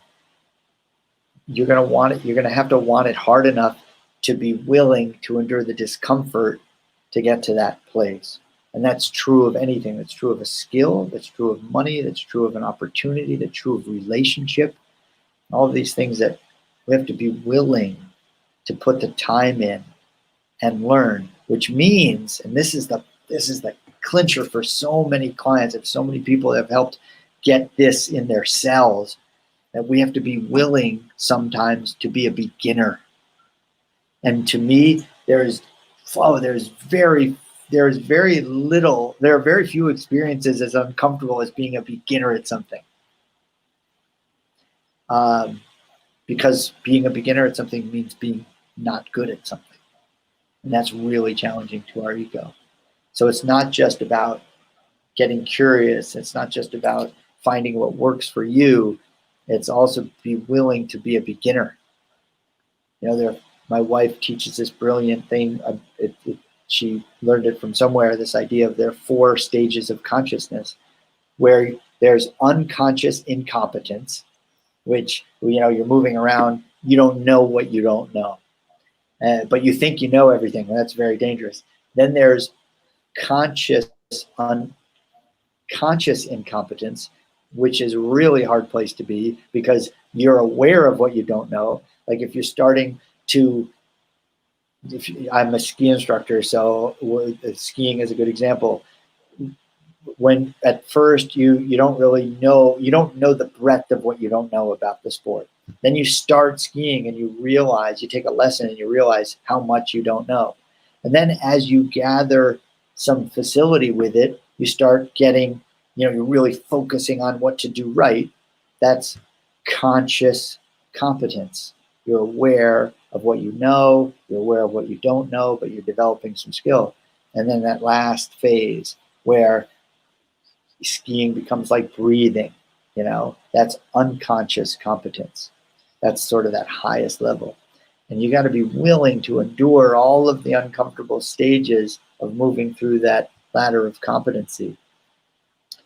For truly to have anything, pick anything that you want. You're going to have to, at some level, in some way, go through those. And that requires sort of the next thing, which is what I've done a lot of work with people. This is probably what I'm best at, is holding people in that they start judging themselves. You start judging yourself when you get good enough at something where you like to do it, but and also conscious enough about it to realize how much farther you have to go, that can be really tricky. People are often conditioned to judge themselves. I don't know if you can relate to this. I know I can. This idea, very much so. Very much yeah. so. I mean, Where you start beating yourself up like, oh, I can't believe I made that mistake, right? yeah, I want mastery. I want it now. I'm watching Michael Jordan play, and then I want to be Michael Jordan tomorrow. So like that's the egoic mind wants. Yeah, especially for high achievers because they have figured out things in the past and they have some other successes in some other areas. And they think that everything should be as easy, but really, when you enter into the dojo, let me use that metaphor a bit. You're entering a white belt, right? So you're gonna suck for a long time, you know, until you hit that 10,000 hours in deliberate practice of 10,000 hours, not just any practice. Not just 10,000 hours, not just sitting there, right? Right. It doesn't Deliberate practice. Then you actually begin to really appreciate, you know, that skill as a self-expression, as a part of you. So I'm curious to know from your point of view, because you dabble in, well, actually not dabble, you got into multiple different things, you know, on a very high level. You're a professional ski instructor, you're a coach, you are a speaker coach, and I know that also you do like men's work as well as relationship type work. So you have competence in a lot of different areas. I'm curious to know, at what point did you choose coaching as part of your dharmic path? As you're like, all right, I know that I'm not necessarily good enough, or I know that I'm pretty good, but I'm going to devote my life to this. And let me contextualize that even more. It's like any relationships, right? First, you got curious and you like, you know, the activity, and then you get passionate about it. Then you decide to get married. Then it's a devotion, right? So there's that any kind of journey that you take on in any kind of relationship. So I'm curious, from your perspective, at what point did you say, I'm gonna double down on coaching and speaking and being an author as part of my path? I love it. I love the question. I know that very early on, like literally in college, I knew that I was meant to speak. I felt it. Like I listened to again, a man who would eventually become a person to me and a mentor, Zig Ziglar, who I heard a tape of his. Somebody handed me a tape of his about the science of, or something about how to stay motivated, and I thought, oh my gosh, I love the way this guy talks, and I love the image of me standing in front of a group of people and sharing this. And I started speaking. Like, I took a public speaking course, and I started taking every opportunity I could, and every opportunity to hone that skill. I was a DJ. I hosted talk shows. I did as soon as I could get my FCC approval, I was doing radio shows, and then just every opportunity I could to take the stage. I did stand up for 2 years just to get myself over the stage fright things, and meanwhile following whatever professional, like I started in banking and then law school and always seeking opportunities to speak and share. Then from the perspective of, this is what I've learned from other teachers. And some people call that the reporter style of teaching. I went out and did my research and then shared the results of my research. And then as I developed some experience doing that very early on, I started creating my own frameworks for motivation and how to stay motivated, things like that. And what happened was, this was all before there was a coaching industry. This was back in the late 1980s and early 1990s. So I had just graduated from law school, started my law practice, and I had the great fortune of having as a client for a little real estate transaction representing this man to purchase his home. He was a CEO of a company, and we began to talk, and he was a real fan of personal development. And so we started comparing notes about all the great teachers that we loved in personal development. And he was fascinated by my fascination. And he said, my sales team hears me talk about this all the time. Would you come and talk to my sales team? And I was like, of course, I would love to. And as a result of that, they asked me, how do we stay connected to this material? We just love this conversation. It keeps us inspired. We do better when we're plugged into this conversation. And my first coaching program was born. He hired me to work with them on an ongoing basis, and their performance reflected that, and they made more money. The company did better, et cetera, et cetera. And this was, again, before there. I don't remember ever hearing the expression executive coach at the time. And so I started doing that, coaching people to higher levels of performance. And I picked up a client here who needed to hone his golfing, her golfing game, actually. And then I picked up another sales team. And then I picked up another athlete, and then a football player, and then a doctor's office, and a hair salon, and just kind of turned into something. It wasn't intentional. I didn't say, I'm going to build a coaching practice, just sort of happened that my gifts were being called for. And then had the good fortune to pair up with a colleague of mine who we had met on the speaking path, and Zig Ziglar and Brian Tracy and Dennis Waitley. And we created this thing called the Coaching Staff. It was the first online coaching portal. And it was a real opportunity for me to work with people who I admired, for a decade. And that's probably the first time I actually called myself a coach. I'd always looked at myself as a guide. I called myself an enthusiastic guide. I get people excited about stuff. And then I really learned the ins and outs of, okay, somebody wants something, you establish where they are, where they want to be, and the bridge to get there, and then support them along the way to get there. And like my first official coaching program came into form. And then at the same time, my life experiences sort of kept up with me. I went through a very painful divorce and ended up with sole custody of my kids. And that experience alone, as a full-time single father, a lawyer with 2 law offices, having a coaching practice, like managing all of that, gave me some real material to share on stage. And so I started writing and speaking more. And again, this is really before the internet kind of exploded and became such a real part of all of our lives. So it's been a very gradual, there's no meteoric overnight success story. It's a very gradual process of my competencies, and the audience for my gifts kind of grew along the way. Yeah, no, I appreciate that depiction, because oftentimes when we talk about purpose-driven companies or purpose-driven life, people have this romantic idea of, when I find my purpose, I'm gonna fall in love first sight, right? I'm gonna feel this tug that's within me, and the universe will open up its pathway. I just haven't, I've talked to 90 people so far. I've just not met one person who just said, ta-da, the universe, show me the path, and Struck by lightning. Struck by lightning, the life. Just what I've heard over and over again is, I was curious about it, I'm open to new pathways, and there's positive feedback loop, and I continue to cultivate my skills.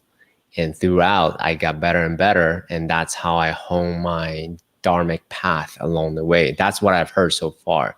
And from my personal experience, that's my experience as well. I've yet to get hit by lightning and just, everything goes smooth sailing and no problems and everything's effortless. Just that hasn't been my experience so far in life. There has been a lot of happy accidents, like, hey, I was called to do this, didn't really want to do it, but I did it anyway because I want to be of service, and developed some lifelong friends out of that. And then, our path continues. That's just been my experience, hence the question. Yeah, for sure. And I think, like, it depends on your perspective, but I think those are the lightning strikes. Like, the lightning strikes are are the ayahuasca journey, where you realize a piece of your dharma, a piece of your path is illuminated. That's a lightning strike. It might not, you might not, you might stand up from that experience like, oh my God, I see something so very clearly. And then that doesn't necessarily yield results instantaneously. And yet the shift in your consciousness is one of those results, is a big deal. Like I think the Course in Miracles talks about a miracle is a shift in consciousness. And so if you've had a shift in consciousness, it's quite miraculous. It could come from an ayahuasca journey. It could come from a painful, an accident or a circumstance. But it's that shift in consciousness that is quite miraculous. And accumulating those shifts in consciousness and honoring them and surrendering them to them is sort of has a cumulative effect that may result in great wealth. It may result in an opportunity where you make a lot of money in a short period of time. It may have those effects. But what's even more profound, in my experience, is the ability to look back after a fashion and say, on the whole, these years were invested wisely. I served a purpose. I touched people's lives in a meaningful way. I know that, when I get an email or run into somebody who says, I heard you talk at this conference and, you said this one thing, those three, the feeling is not, it won't last forever. It's not who I am. And I'm not alone. That changed my perspective. Like that's the kind of stuff that sustains me, I 100%, my friend. Thank you for saying that. I mean, doing this podcast, we talk about all kinds of things, right? Really life in general, business specific, but the more specific thing is fulfillment, enjoy everything. And then also resilience and overcome difficulties, right? How do you actually stay on purpose in spite of your circumstances? And sometimes we talk about very, very specific things like suicidal thoughts, ideations. And then one of the guests share his experience in staring down, the barrel of a gun, almost literally almost pulling the trigger, and chose go a different path. And how his life have shifted after that single decision, to a more beautiful place where he's at right now. And one of the members heard this story, and I was said, hey, I was actually in the very similar state. I was planning, doing all these things, and I thank you for sharing that story. I chose a different path. So hearing stories like that really makes it meaningful for me to continue this effort by creating that platform. I mean, it's beautiful that's meaningful to you. Like if that's fueling you, that's part of your dharma. Like you say, your dharmic path. You've touched a life in a very meaningful way. It's beautiful. Yeah. But, it's like breadcrumbs, right? We don't always hear these type of breadcrumbs. They don't always come back to us. But I do trust that, whatever listeners are hearing this, hearing your story and your gems and your mental models, your actionable tactics, they're going to take this on, and the positive impact reverberates, right, infinitely. So, and isn't it cool to think about? I love that you're sharing that, and you shared that story about the suicide, because that one for me is potent, because I've never had a suicidal idea. I've probably had the idea of it, but I've never, that planning stage they talk about as being so profound. But so for me, the idea of suicide, for someone to reach that place of I don't know enough about the experience to call it hopelessness, but it appears to me to be a state of resourcelessness, where someone might feel, I'm at a place where I have no other option. That this seems, as it's been described to me by people who have been in that experience, that this seems to me to be the best option. Mm-hmm. But this actually is a positive Mm-hmm. that, you know, as it was described to me by someone, that my leaving this planet would be a good thing for the planet. Mm-hmm. And to me, that state of being, and again, not with the ego or not with any kind of sense that I understand things better than anybody, but to me, I experience that as a tragedy. That Mm-hmm. someone would feel that their absence from this life would be an improvement to life. Mm-hmm. That lands in me as tragic, as sad. And so the idea of giving someone a pause in that moment, that your life, your existence, and your following your inspiration might give someone pause in that moment is a beautiful, freaking beautiful thing. And yeah, um, that just really touches me. Yeah, thank you. And one thing I also want to underline here is, yes, we do talk about business, but ultimately these are all proxies to enjoyable, right? A joyous life, ultimately, right? These are just path, you know, whether you're in a relationship or not, whether you run a business or not, whether you have kids or not, these are just different states. Whether you do ayahuasca or not, right? These are just different states, different paths to ultimately an experience of aliveness, you know, the experience of possibilities in life. So if we could just sort of recontextualize, ultimately it's all about context, right? Way of being. If we can recontextualize a way of being, then they can actually see new possibilities. Oh, I don't necessarily have to be married, or I don't necessarily have to have a business, or I can change it, you know, if I don't like this particular setup. Because, yeah, anyways, so you get. Well, and just along that line, the sort of callback from before, there is a ripple effect. That fellow who or gal who you, by helping them share their story, touch the life of another, that life will go on to touch other lives, and that's I what when you mention breadcrumbs, it's like it might not be it might not be a constant thing where we become aware of the breadcrumbs. We don't wake up and say, "Oh yes, my purpose is very clear, and my reason for following it is very clear, and the feedback is always there." It's not the case. Sometimes it's dark and lonely, and it feels like, "Why the heck am I doing this after all?" And it's important to remember, breadcrumb or no breadcrumb, that impulse to do that thing, to follow that, to say that word, to serve that purpose, to share that message, is there for a reason, even when we don't know the reason.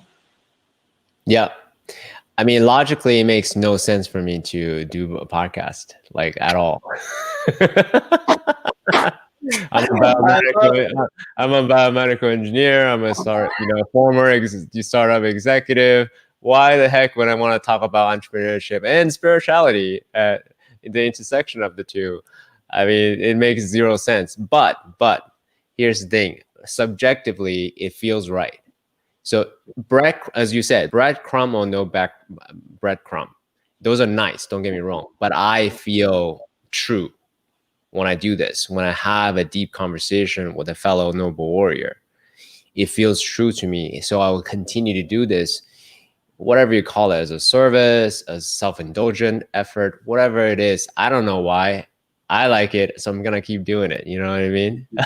Yeah, I do, absolutely. And yes. And so, just for the record, my friend, that should you feel it still feels good, but the world might be indicating to you, or you feel that the evidence is piling up against you, I promise you, you call me and I will remind you of why you need to keep doing it. All right, thank you. I appreciate it. Thank you very much. You're welcome. Now, who you are is a space, a sacred space for people to step into their higher self. That's the way I'll read it. And who you are, the words, the action that you utter are nothing but support and encouragement, as you so beautifully demonstrated just now, right? So are there a specific kind of people, because you serve a wide range of people, the athletes, the entrepreneurs, the aspirational speakers, so, and the cancer survivors. So there's a whole spectrum of people who could use your wisdom and experience. How did you hone in on those, or are there even more narrower scope of people that could really best use your wisdom to really help them catalyze or elevate their life? I appreciate the question. It would be hard to made. Like I couldn't say, oh, that's when I decided to work with this population, or that's when I decided. It's sort of there are some threads that weave through all of them, and I'll say that what they have in common, what all of these populations have in common, that I've had the joy and honor to work with, is that somehow they see their life's experiences, as difficult as they may have been, as purposeful. They may not even understand the purpose, but they know, they have a feeling. It could be a philosophy. They may not really even totally buy into it, but they have a sense inside them that these experiences happened for a reason, that there must be some good to come out of it. And worked with trauma victims and people who have been through horrible, unspeakable things, and yet have an outlook and a disposition toward life to say, well, this is going to mean something. This is going to mean something. I haven't figured it out yet, maybe, or what exactly how it's going to look, but I know it is going to mean something. It's supposed to mean something to somebody. And they might hear me say, hey, your life experience has medicine for the planet. And they might not even know what that means, but they feel the truth of it, And so that's one thing they have in common, that they know that somehow their experience is meant to help or serve someone else. And they, pardon? I like that. Yeah. And just the other things that they have in common sort of stem from that. For instance, they know that there's a message in that for them to share, which draws them to learning how to speak in public, or to put together a compelling talk, or to do a TED talk or something. And so they'll come to me for that. Or they will know that there's meant to be a business in there, that there's a commercial expression of that purpose that would be meaningful to pursue, and that could be rewarding to pursue. And so they'll come to me for that. Or that not only there'll be a message or a business, but that expression has a spiritual potency, a spiritual purpose to it, that is meant to express itself in all their relationships, whether it's leadership in their family, or leadership in their business, or leadership in their community, or in the world, or it's supposed to come out as a book or a talk or whatever. And so where these coalesce is that desire to, here's this experience, and it's supposed to be in service somehow. And the expressions in between are as varied as the number of people: a business, a family, a lecture, a talk, a book, a coaching program, whatever it may be. And having done many of those things, books, programs, coaching programs, radio shows, all that, I can help them find their way. Do you mind going to that framework of how you help people find the story that they want to tell? Because we're human beings, right? And chances are people that have come to you have lived multiple lives before they encounter you. They can talk about probably a lot of different things. How did you help them find the one thing that really gets to the core, the truth of who they are, and then help them express and illustrate and add color to it, and then make the kind of impact that they want to make? Well, we try to avoid using the word formula, for instance. Sure. Because there is a science to communication. Sure. we know that while the words are super important, they're also only 8% or 6%, depending on who you ask, of a communication experience, a transaction. 93%, as many as 94% of a communication is the tone, the inflection, the body language, the positioning, the context, the environment, etc. And so there is a little bit of a science to it, and yet it's the effectiveness of communication. What might be super effective in yielding results for you, I could do it exactly the same way and completely fall flat. And so holding someone, remember that discomfort of the learning experience, holding someone in that, which is probably why me being a good encourager helps, because a lot of the path feels kind of crappy, but holding someone in that you're doing it, you're doing great. All that judgment that's coming up, it's not true. It's just a feeling. It's your inner child feeling judged. You got him. You can do this. All of that, the psychology of it and everything comes into play. And so what's really fun for me is not so much, apply this formula, first A, then B, then C, then D, but discovering on a case-by-case basis when I'm working intimately with somebody, what's your formula? It might be A, D, C, B, Now, right. So yeah. I'm not so much to ask for a step-by-step per se. Yeah. I just kind of want to understand how your mind works when you meet someone new and say, hey, tell me this and that, and you can continue to kind of go into deeper and deeper level of what they're trying to say. Okay, that's a good question.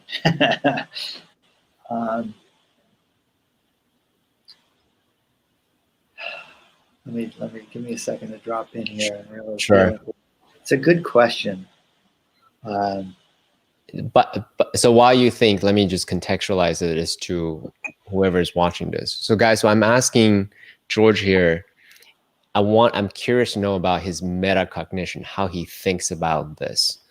And this is not unlike to ask an artist and like, hey, how do you paint a great piece of art, right? So I'm certainly not asking him to mechanistically describe how he does it, but I'm curious to know how he approaches this such that we can learn from his thought process as well, right? As we're sharing our own story, how do we actually get to the core of the truth of what we're trying to articulate?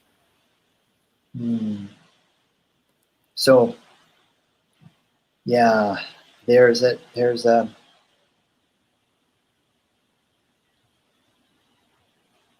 piece about understanding what makes us tick, like helping you understand what makes you tick includes, I'm going to use you as an example, okay? That if you wanted to give a talk, for instance, or develop a program, a teaching program, or an online program, or just a talk, that getting to know you in such a way that I understand why, not just your why. This is a distinction that we teach, not just your why, but why you. What is it about your experience? What is it about CK's life arc that makes it important for you to share what you want to share? That piece, like you might say, it's important to me because I care about humanity and sharing ideas, positively influences humankind, which is true and beautiful and inspiring. And yet that next layer of why you? Why is it important? What happened to you that made the sharing ideas meaningful to you? And it could be, my guess is, that you shared earlier that people told you, I can't handle your questions, so stop being curious. Now, human nature is such that would imprint upon you an importance. Like, wait a second, I know this doesn't feel right. So this little version of CK is like, you're stifling me doesn't feel right. And so I'm going to lock that away and say, I know this doesn't feel good, but the curiosity felt good. So I'm going to be purposeful in my curiosity. And look what happens. Life experience after life experience says, hush, stop asking so many questions. And yet this spark remains unextinguished, still burns. And now you have the wherewithal as an adult, as a conscious sovereign being, to do something about it. Nobody can stop you and say, don't be curious.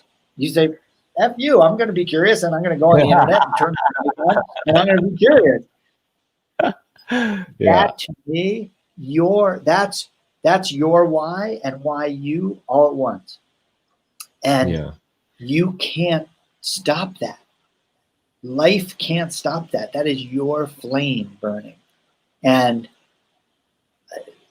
if you, as long as you're connected to that first, the how, the points you want to teach, the slideshow or the video or all the specific hows are gravy. If you're really tuned into your why and why you, the rest is details. We can build a slideshow, we can build a curriculum, we can build a framework around that, and have you remember what you want to talk. You can do the exercises that'll drive that point home. We can find the right words. All of that stuff is secondary to your knowing why you. I love that. Thank you. So let me recap what you just said, okay? So one, my wife taught me that, by the way. I got to give her credit. She taught me. I was always talking about the why. What's your why? What's your why? Which is important, as we've demonstrated. Yeah. But that why you is such a sweet, sublime, brilliant extra layer. For sure. So the number one thing is identify my why, as in, why do I want to talk about it? Not from the intellectual point of view, but from the visceral point of view. Like I feel good when I get curious, as using myself as an example. I don't know why. It doesn't matter why. I can go psychoanalyze myself to death. I'm just a curious person, right? So one. And the second layer that you talked about is why me? What is the origin story of why I'm curious? And I can share my childhood days got shunned, turned into a weakness rather than an asset, the pivotal story along the way, right? So I found a path podcast as a way to now channel my curiosity in a positive, productive, synergistic, value-driven way. Here's my hero's journey. Did I hear that accurately? You did, and perfectly. And why that's important is because people can relate to you that way. When you said, my teacher said, stop asking those questions, I felt your pain. I felt like, yeah, I had teachers tell me to shut up too. That feels crappy. We're brothers instantly because of that. If someone hears that and they hear, oh yeah, I've had that experience. It might not be the same exact thing. It might not be the teacher. It could have been their boss or their spouse or their parent, but they can relate to that experience.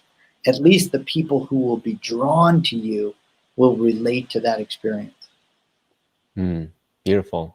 Yeah. Cool. Thank you so much. So these are the seedlings that you help your clients find, and then you help them, creating infrastructures, scaffolding to help them, the trees grow and bear fruits in the end. And then ta-da, here's the TED Talk that I always wanted to say have the kind of impact I want to have. Yeah? Yes, exactly. That's beautiful. Thank you. Do you want to talk a little bit about community? Because I know that you're deeply into men's work, relationship work as well, in addition to the individual work that you do with clients. You want to talk a little bit about that? Sure. I mean, I'd love to. And so I'll just share broadly, and if there's something and specific comes up, just fire away. Sure.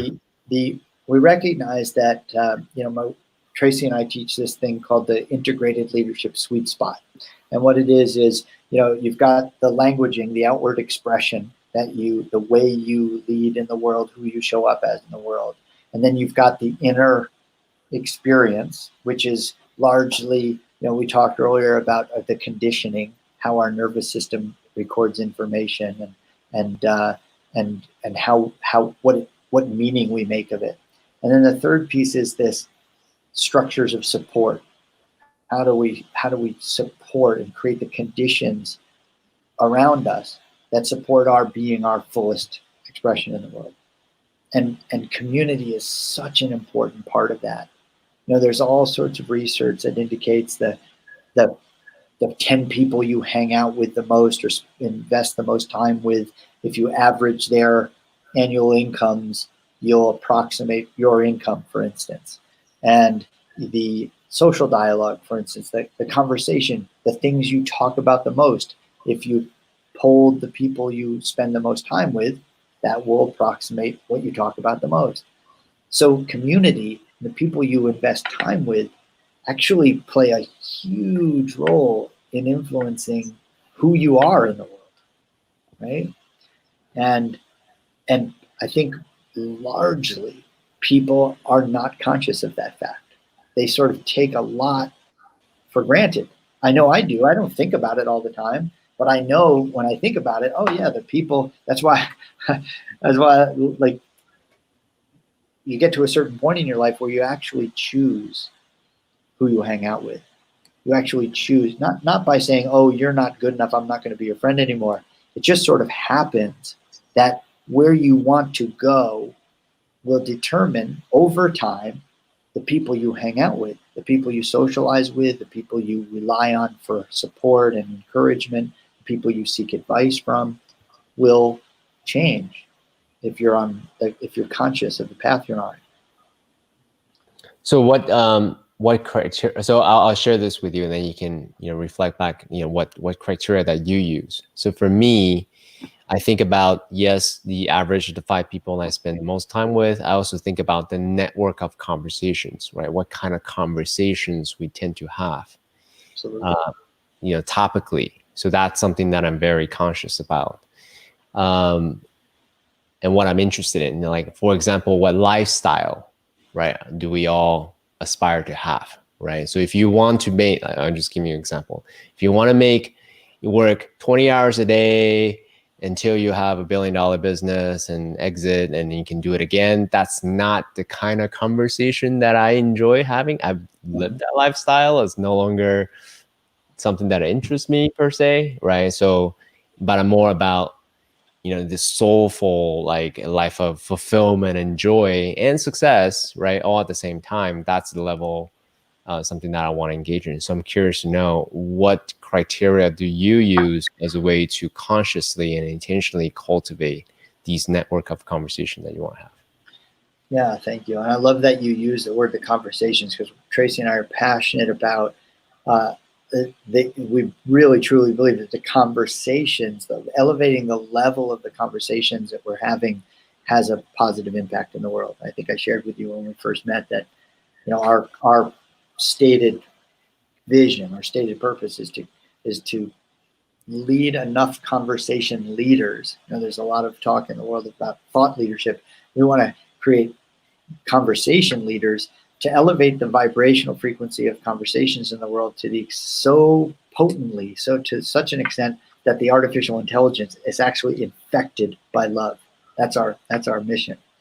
And so this idea of criteria, I would say that we naturally gravitate. I naturally gravitate toward people for whom their spiritual path is important to them. It doesn't have to be like their most important thing. It's just, when I'm talking about my spiritual journey, almost invariably I'm going to talk about my experiences relative to that. And that's either interesting to someone or it's not. And if it's not interesting, are we really going to have that much in common, right? Perhaps paradoxically, I'm also fascinated by how that expresses itself in the commercial world, through businesses and through speaking and training and this and that. So it's interesting to me to see how wealth and prosperity and abundance is sort of interwoven into all of that. How it is that someone can be deeply spiritual and wildly financially abundant. That's fascinating to me. You know, it doesn't appear to me to be hypocritical that that's true, although there are many examples where it is. Right? Who would be an example of that? I'm curious. Who is openly spiritual and also do very, very well in the material world? Well, so I think, yeah. Not to put yourself on the spot. I'm just curious. No, you Yeah, know, because that's something that I think about, right? Like, who can I point to and say, "Hey, so and so has certain celebrity, whatever. yeah, Look at them as an example." Yeah. yeah. Well, I mean, I know all of the people I hang out with, and Tracy and I hang out with, fit in that category. And so I don't want to name names, but I do know. So let's say if I had to pick a celebrity, someone for whom I have a great deal of respect. I've met him a few times and had conversations. His book, Ageless Body, Timeless Mind, for me, just integrated with my philosophy and knowledge of biology. Deepak Chopra is a great example. Someone who, by everything I've seen, and again, I don't hang out with him on a daily basis, but everything I've seen, he's a deeply spiritual person, and he's very successful financially. And I've never really talked to anybody who hasn't had that experience. There are colleagues, people I know who that's not true. They may be wildly successful and they might proclaim spirituality, but they don't totally live that vibe. That to me is troublesome. We don't hang out, you know? So for me, walking the walk and talking the talk is really important, even when that's hard. You know, so I don't know if I've given you the dish that you might have been looking for with that answer, but No, you share that. So curious to know, also in terms of cultivating a relationship that works. 'Cause I know Tracy and you guys are deeply immersed in the work of individually as well as relationship wise. Do you have any? How do I ask this question? It's so broad. Let's see if I can contextualize this a bit. Are there tools of relationships that you've come across that you say, hey, this is really useful to cultivate a conscious relationship? well, that's a great question. We are primary. Oh, go ahead. I was gonna say, so for example, some people may say, hey, David Data's work is awesome, or radical honesty is fantastic, or conscious leadership framework is Yeah. phenomenal, right? All those are different tools that one could use as a way to cultivate two egos coming together to foster this third entity called a marriage or a relationship. Well, I love that you even brought attention to that third entity. I think that's super important, recognizing that that when a relationship is formed, the relationship itself has its own needs and requirements for maintenance. And oftentimes there's also a loss of individual sovereignty, that when someone merges with another, they feel like they no longer have the right to their own sovereignty, which I think is a loss, a great loss for both partners, the relationship as well as the world. Because in order to, in my experience, after a failed first marriage and so far a successful second marriage, and really passionately working with couples who are particularly on purpose together. You know, we call it partnership in purpose. And what this attention to respecting the needs of the sovereign individual, at two sovereign individuals, critical. And so and then attention to the needs of the partnership require what we call occasional uncomfortable conversations. Difficult conversations need to be navigated because agreements need to be expressed. There's so many, we go into relationships with so many assumptions. And so there's a whole set of axia that we could quote. But the one piece is that I would say is the willingness to have uncomfortable conversations, so that the sovereignty of each individual is respected always. And one of the things that often is so problematic for couples, especially, maybe not especially, I was going to say especially newly coupled people, but it's not true. People could be with each other 20 years and still have old patterns come up. And so we have this saying here in our household that it's not the partner, it's the pattern. And so when I'm frustrated with Tracy or she's frustrated with me, chances are good that it's not really the thing I did that annoys her so much. It's the thing I did triggered an old pattern that feels true for her. For instance, I might do something and she might go into the pattern of, you don't respect me, because that's a wound or an old experience or an old pattern that she might have. Or she might do something and I might go into reaction and think, you're disrespecting me, or you're criticizing me, because that's an old pattern and a wound for me. And when we recognize, if we get a tiny moment of clarity, oh, it's not the partner, it's the pattern. I'm not actually annoyed at Tracy, my best friend and my beloved. I'm annoyed that that thing she did with no intention of disrespecting me triggered my feeling of being disrespected, which are totally different experiences. If I can get enough of a moment of freedom from the pattern, from the reaction, to recognize that that's true, or one of us can, if one of us can get there and recognize it's not the partner, it's the pattern, then we give each other a chance to navigate our way through it without it blowing up, or recovering from it blowing up, which happens. So tactically, right? I want to put this, boots on the ground. Tactically, when you get into that state, right? Both sides are triggered, or one side is triggered, and that triggers the other side, which happens a lot. If you're in any kind of relationship, that this happens. This is part of the choice that you made, right? Yeah. Which is the beautiful part as well. So do you then say, time out, I'm gonna call, take some time, meditate by myself, and then I'll come back when I'm neutralized and ready? Or you're gonna time out, let me go call my friend, my sponsor or whatever, and then just like vent, purge everything? Or hey, time out, let's call an arbitrator, a therapist, so they can be, hold that space of neutrality, right? So tactically, what do you do in those moments? So great. Well, this is, first of all, I want to say for two things. One, I really appreciate you constantly bringing us back to boots on the ground. I really admire that, and it's valuable. The second thing is, I want to say it's an ongoing process. This relationship it requires is a commitment, in my experience, that in all of the examples of long-term, healthy, nurturing relationships, everyone acknowledges that it's a work in process. Very, very rarely have I heard, oh yeah, we've been together for 50 years and it's been effortless, right?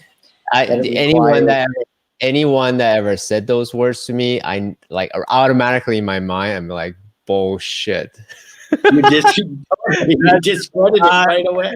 I'm aware enough to know that that's just not how life works. The beauty of a relationship, of being in business, of self-work, is in the highest of high and the lowest of lows. There is no, we're just in constant ascent, ecstasy. I've never met an authentic person like that. So I don't believe it when someone tells me that. Brilliant. I mean, if it's true, God bless you. Yeah. If you found that, wow, awesome. I'm not even going to bother asking what's the secret, because I know I wouldn't be able to duplicate it. So just good for you. And it would be uninteresting. It would be uninteresting. Oh, you found the perfect partner and everything's wonderful and peaceful all the time. That's completely uninteresting. So it's work. It You are, requires. you're much more generous than I am. Yes. Yeah. Well, I wouldn't want to talk ill of someone when thousands of people are listening. Yeah. No, good point. Good point. Yeah. No, so first of all, it requires commitment, and to go into something as profound as a long-term relationship, as a marriage or a partnership, with an expectation that it will be completely effortless, it just sets yourself up. You're setting yourself up for disappointment and conflict. So that's one. And the second thing is, yes, the objective is always to get to peace. Tracy and I feel like we have a philosophy that love is always looking for itself. And so even in conflict, it's love trying to find its way back to itself through the other person. And so if that's the case, if I can remember that, it's much easier. Oh, I know you didn't mean to trigger me. I know you're just wanting to connect with me, but I'm so triggered by that. Like ideally, I would have the self-awareness to step through that. And I get there, but oftentimes that's the power of the trigger. That's the point. I can't get there because my conscious self is offline. My reaction is online. And the key for Tracy and I is the first person to become aware of it, the first ego to leave the room. You know what I mean? Not physically, but energetically. Yeah. We've heard it say, "Who wants to be the hero?" We heard Eben Pagan and his wife Annie just shared that with us recently. The first person who wants to be the hero. And what's really beautiful about that is I might not consciously want to be the hero, but when I become aware that, oh shit, I went into reaction, and this is my beloved just trying to connect with me. She may be having a reaction. She's not trying to trigger me purposefully, whatever. If I get aware of that first, I will try to breathe, and I'll just stop like being aggressive with my energy, and I'll just say, hold on. What do you need? What is it that you need? And the energy will either shift immediately or very shortly after that. Like there may still be some vehemence in the pipeline that has to come out, and then it'll be like, oh, you're trying. Like, oh, you're trying. Okay, I'll stop. Right? And we take turns doing that, honestly. So it's not always me who gets there first. It's not always Tracy who gets there first. And that grace, there's like a moment, we call it peace in the interval. So it's the first person to become aware, oh, there's an interval here, there's aggression in the space, but if I can bring peace to this, I can stop this. And the first person to bring peace in the interval will usually stop it. So I have a question. There's multiple. Obviously, there's no one right way to do it, but just multiple schools of thought, right? So one school of thought is, hey, the couples will process each other, trying to be that space holder for each other's humanity and whatever they need to say to vent all the excess energy to get back to love, right? So that's one school of thought. Another school of thought is actually have some kind of buffer, some kind of a release valve. Let's say, a man will have like his men's group, or a woman will have their women's group, so that they get to vent, get back to neutrality before coming back to, sovereignty again. I'm curious to know what's your take on that. Should like, yeah, how do you guys operationalize? Do you have your own release valve before come back to neutral again, or do you do your best to just do it yourself without the help of a men's group or a women's group? Yeah, that's a great question, because until the individual develops a sense of a facility with a particular strategy for getting back to neutral, it is so valuable to have the help of somebody not in the partnership, because somebody not in the partnership won't come to that question with all that charge, right? So a men's group or a therapist or a coach or a best friend a best friend who's on call or text, like, I need to get this off my chest or whatever, is super, super helpful, right? Because we always say, Tracy and I, your husband or wife can't be your therapist. It's just it's fraught with familiarity breeds contempt. It's fraught with taking the sizzle out of a relationship. If we have to coach each other, if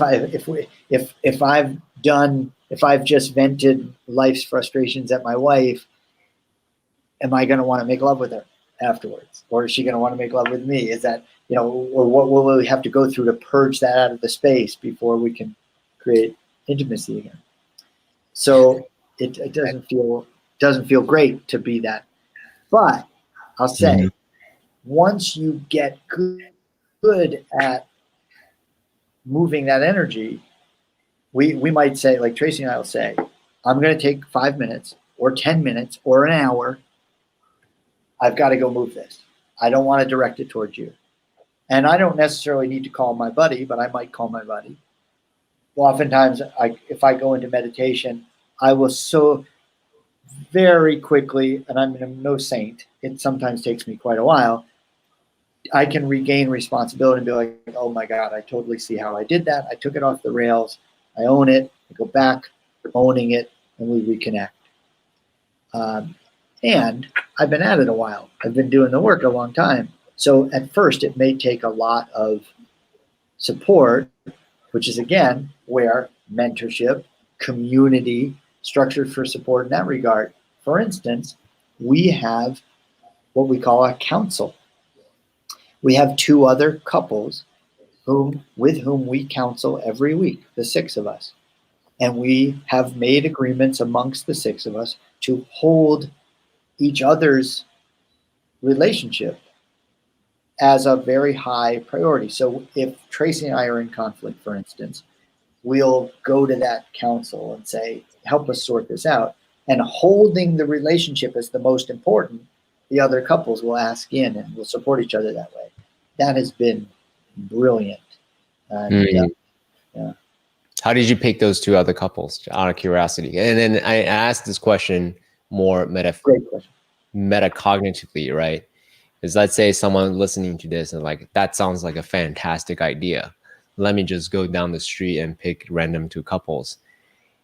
Yeah, I'm being facetious, right? But that's the natural, like people want the easiest way to get this done. I know that it doesn't work. So what are some of the criteria to select the right space holder for your sacred marriage?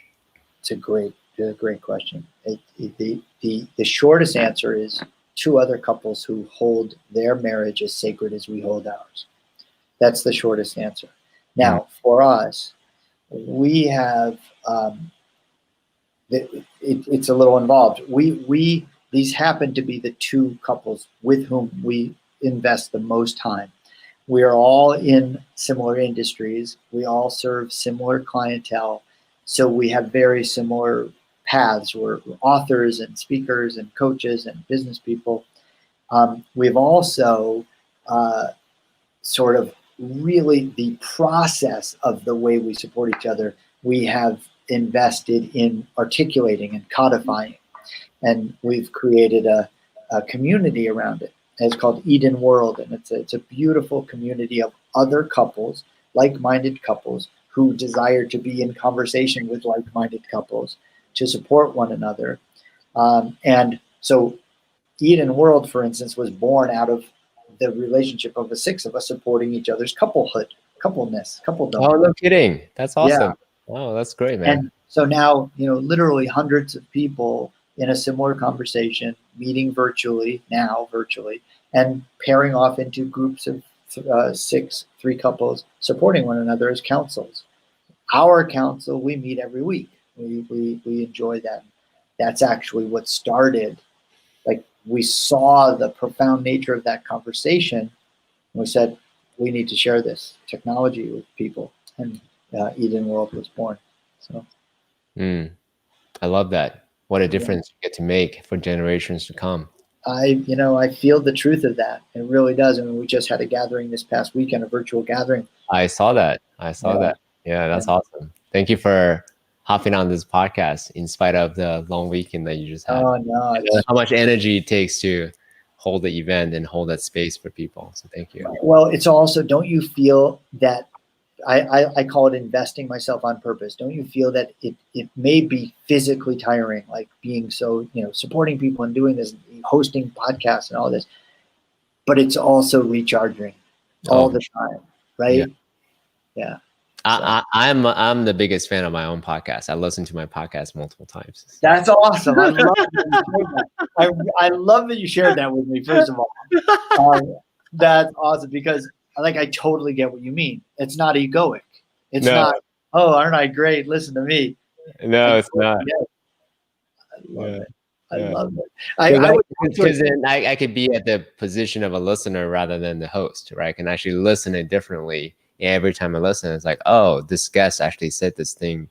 I misinterpreted it on the call, but now I can hear the depth of what they are trying to say, et cetera, et cetera. Beautiful. I love it. I love that you shared it. And it would be kind of weird if you didn't want to. Not weird, whatever, that's judgment too. But I mean, the fact that you want to listen to it is it says, you're as much interested in it as you are creating it. It's not a exercise of your ego, so to speak. So let me go a little bit deeper on the couples dynamics here. So again, let's use sparring as an example, as an analog, right? So some couples believe that no holds bar, no rules, let's just fight it out, right? No mask, no mystery, the truth.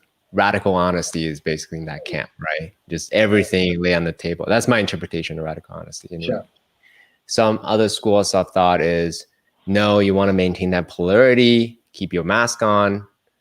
You don't want to show everything. So that way you can keep that polarity and maintain, cultivate the space of safety, right? That's a line you don't cross. You don't take your mask off and make the partner, your woman, feel unsafe, right? So curious to know your thoughts, using sparring as an example. Is it no holds barred, everything lay on the mat, right? Or some rules, or more like boxing, lots of rules and nobody hits below the belt. Where are you in that spectrum? It's an interesting question. So the idea, so it's interesting. No warrior, we're using fighting as a metaphor. I appreciate that. For me, the idea of, so this feels very personal. For me, the idea of sparring with my beloved feels a little incongruent. For instance, energy, just for me, it may be valuable for two people who can embody that energetic safely. Mm-hmm. That may be very healthy, for instance. Mm-hmm. Even in, not just in conversing about the relationship dynamic, but even in sexually, that dynamic might be fun and entertaining for someone who can hold that energetic safely. And that's really important, because for me, if I come with warrior energy, if my beloved isn't in her warrior energy, for instance, if she's in reaction, or which is likely if we're fighting, if we're arguing, if she's in her wound, then she's expressing a very young version of herself. Just as in my wound, it's my 6-year-old throwing a tantrum. Right. I'm not getting what I want, or you're not listening to me, or you're not valuing me, or I'm feeling less about myself, or I'm feeling unworthy. But if she's in her wound, for instance, in her 5-year-old girl, and I come to her as warrior, that could be a terrifying experience. And I wouldn't want to create that experience for my beloved. Does that make sense? Yeah. And does that resonate? Yeah. And totally, yeah. Now that you're talking about it, perhaps that's not the best analogy. Well, but like I Thank you. say, Yeah. it may be really healthy if we're both in our warrior. And it's like we have to vent this. Like I know a couple, for instance, when where he's just a loving, kindest guy, and very rarely will he lose his temper.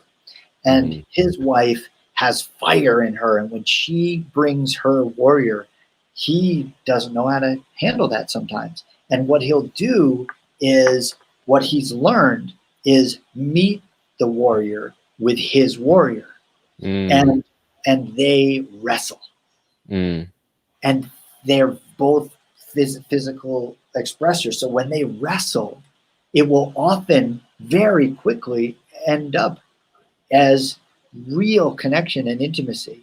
Like they'll find each other looking each other's eyes, and they'll break down into each other's arms, and it'll be quite beautiful.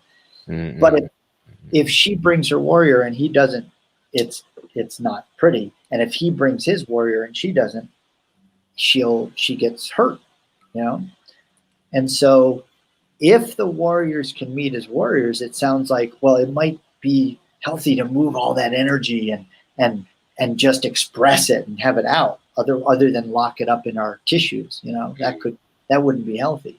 But it would have to be a very intentional thing, you know, because it just there's a lot when people's hearts are involved.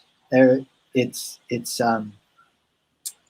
you have to tread lightly, tread carefully, intentionally. So are there archetypes? So okay, so let's say the warrior sparring is not the best metaphor per se. Are there archetypes that would help our listeners, would help me understand how to meet the different energies? So for example, the king, magician, warrior, say, or whatever, I forgot the fourth archetype, right? That would be similar archetypes. So you meet them where they're at, perhaps. Right? So what is the archetype that you use mentally? Yeah, this is a great question, because at this depending on who you ask, you know, there may be 4 archetypes, there may be 10, there may be 5, you know, but I know that it really depends on each other's patterns. You know, if my pattern is to get really defensive and aggressive, and my partner's pattern is to hide and escape, who I bring to the conversation, or who I give the microphone to, we like to say, who's got the mic?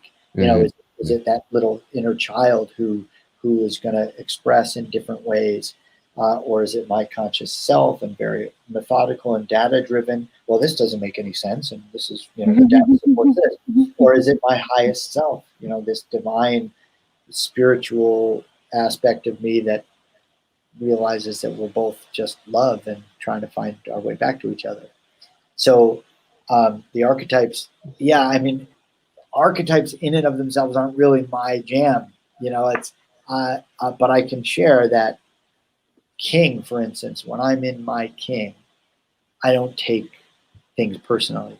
I don't take Tracy's upset personally. I take it personally that I want to care for her and I want to connect with her, but I don't take what she's saying as a criticism of me, because if I'm in my king, I'm confident and certain of my truth and who I am. And there are other archetypes that I'm not as familiar with. I don't play with magician as much. I don't play with jester as much. And again, warrior is something for me I explore in other contexts. Like I explore it with my men friends. We explore warrior a lot because it feels safer to do so with each other than it does with my partner. You know, does that make sense? Because I don't want to experiment with my rage necessarily with Tracy. Yeah. Because I want her to feel safe. You know, of course. Unless she's ready to hold that space. You know, which she can. She can hold it beautifully if I prepare her for that. You know? Yeah, it's beautiful. Thank you for that, George. Do you have a few minutes for some rapid fire, and then we'll wrap? Is that cool? I do. Sure. Yeah. Awesome. I can't believe like we're wrapping up already. Like I've been so enjoying this conversation with you, brother. Thank you. I appreciate that. High praises from Master Coach George. Okay, rapid fire questions. What movies have changed the way you look at reality? I Heart Huckabees. Huh? What the Bleep Do We Know? Goodfellas.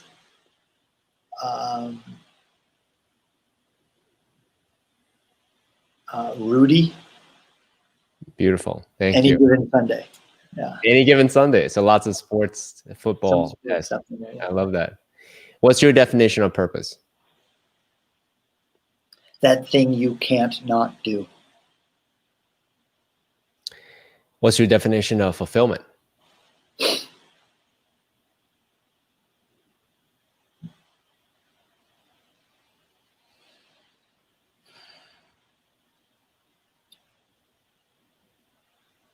Grace for yourself, knowing that you've invested your time and energy and resources serving your purpose. Thank you. What's your definition of wealth?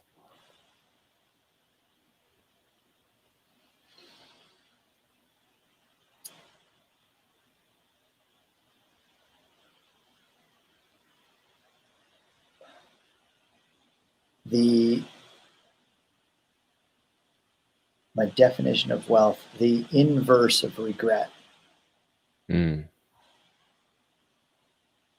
I like that. No one has ever answered that question with the inverse before.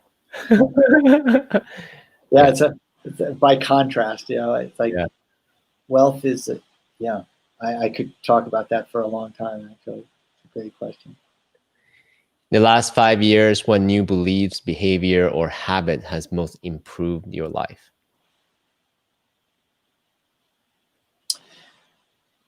Four years ago, I was told that leukemia that I thought was gone from my life forever had returned to my body. And that the best course of action was to immediately return to the hospital for a 7-day, 24-hour infusion of chemotherapy, which, knowing what I had gone through before, it's an unpleasant experience. It's painful and scary and hard. Going into that, I was grateful that I had developed and maintained a meditation practice. So the discipline, the habit was reinforced, that my habit of meditation had served me well, because I went into the hospital immediately and began meditating. We brought in solfeggio tone music and played that in my room 24 hours a day. I meditated on the chemotherapy. My wife and I would pray over the medicine when they brought it in before they hooked it up to my machine every day. We prayed on the medicine and we said, this is light. Literally, we know from the quantum physics of it that this medicine is light, and it enters my body with the sole purpose of healing. And we know that light can transform darkness into light. And so let this medicine come into my body, bring light to the dark places, and heal me. And had I not had that practice of meditation and prayer, I don't know that I would have met that moment with so much resourcefulness. That's beautiful. I love that. You could do that with anything, really, throughout the day, right? Food, drink. We do. Journal, podcast. We do it with everything. Yeah, that's true. Thank you for that. That's really practical. Thank you. Thank you. Other than your own books, what is the book or the books that you've given most as a gift, and why? Great question. Love this question. The books I've given most as a gift. Think and Grow Rich by Napoleon Hill, and The Science of Getting Rich by Wallace Wattles. And why is not because they're talking about money, but because they're talking about being a particular way. I'm so passionate about it, actually, that since the book, The Science of Getting Rich, is in the public domain, this past 6 months during COVID, I undertook to rewrite The Science of Getting Rich, and I'm publishing it soon under the new Science of Getting Rich, and that'll be released soon. I'm so passionate about the way of being that is advocated, that I've given. I've given hundreds of copies of that book. Wow. Yeah. What's so? I mean, now that you open up with that, what's one thing that's being taught in the book that really just like this book gets it? What's one thing that no other books have, covered? Yeah, I love the question, because there is a lot of conversation in the social consciousness about the law of attraction. Mm-hmm. This idea that what we think about is made manifest in the physical world, which is true. I'm certain of the truth of that. When the conversation around the law of attraction and manifesting and vision boards and all this stuff, what is missing that this book addresses, why I'm so passionate about it, is the idea that our prayers are not answered while we're praying. Our prayers are answered, and using the word prayer very broadly in a non-religious sense, when we're working with the feeling of fulfillment in our heart.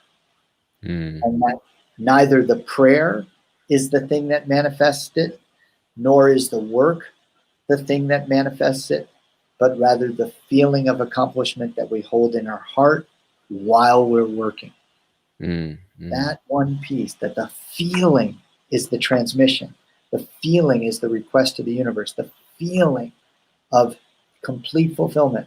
And why that's so important is because it touches on a truth that I believe with every cell in my body, that nothing outside of us is the source of our fulfillment. No money, no person, no place, no condition.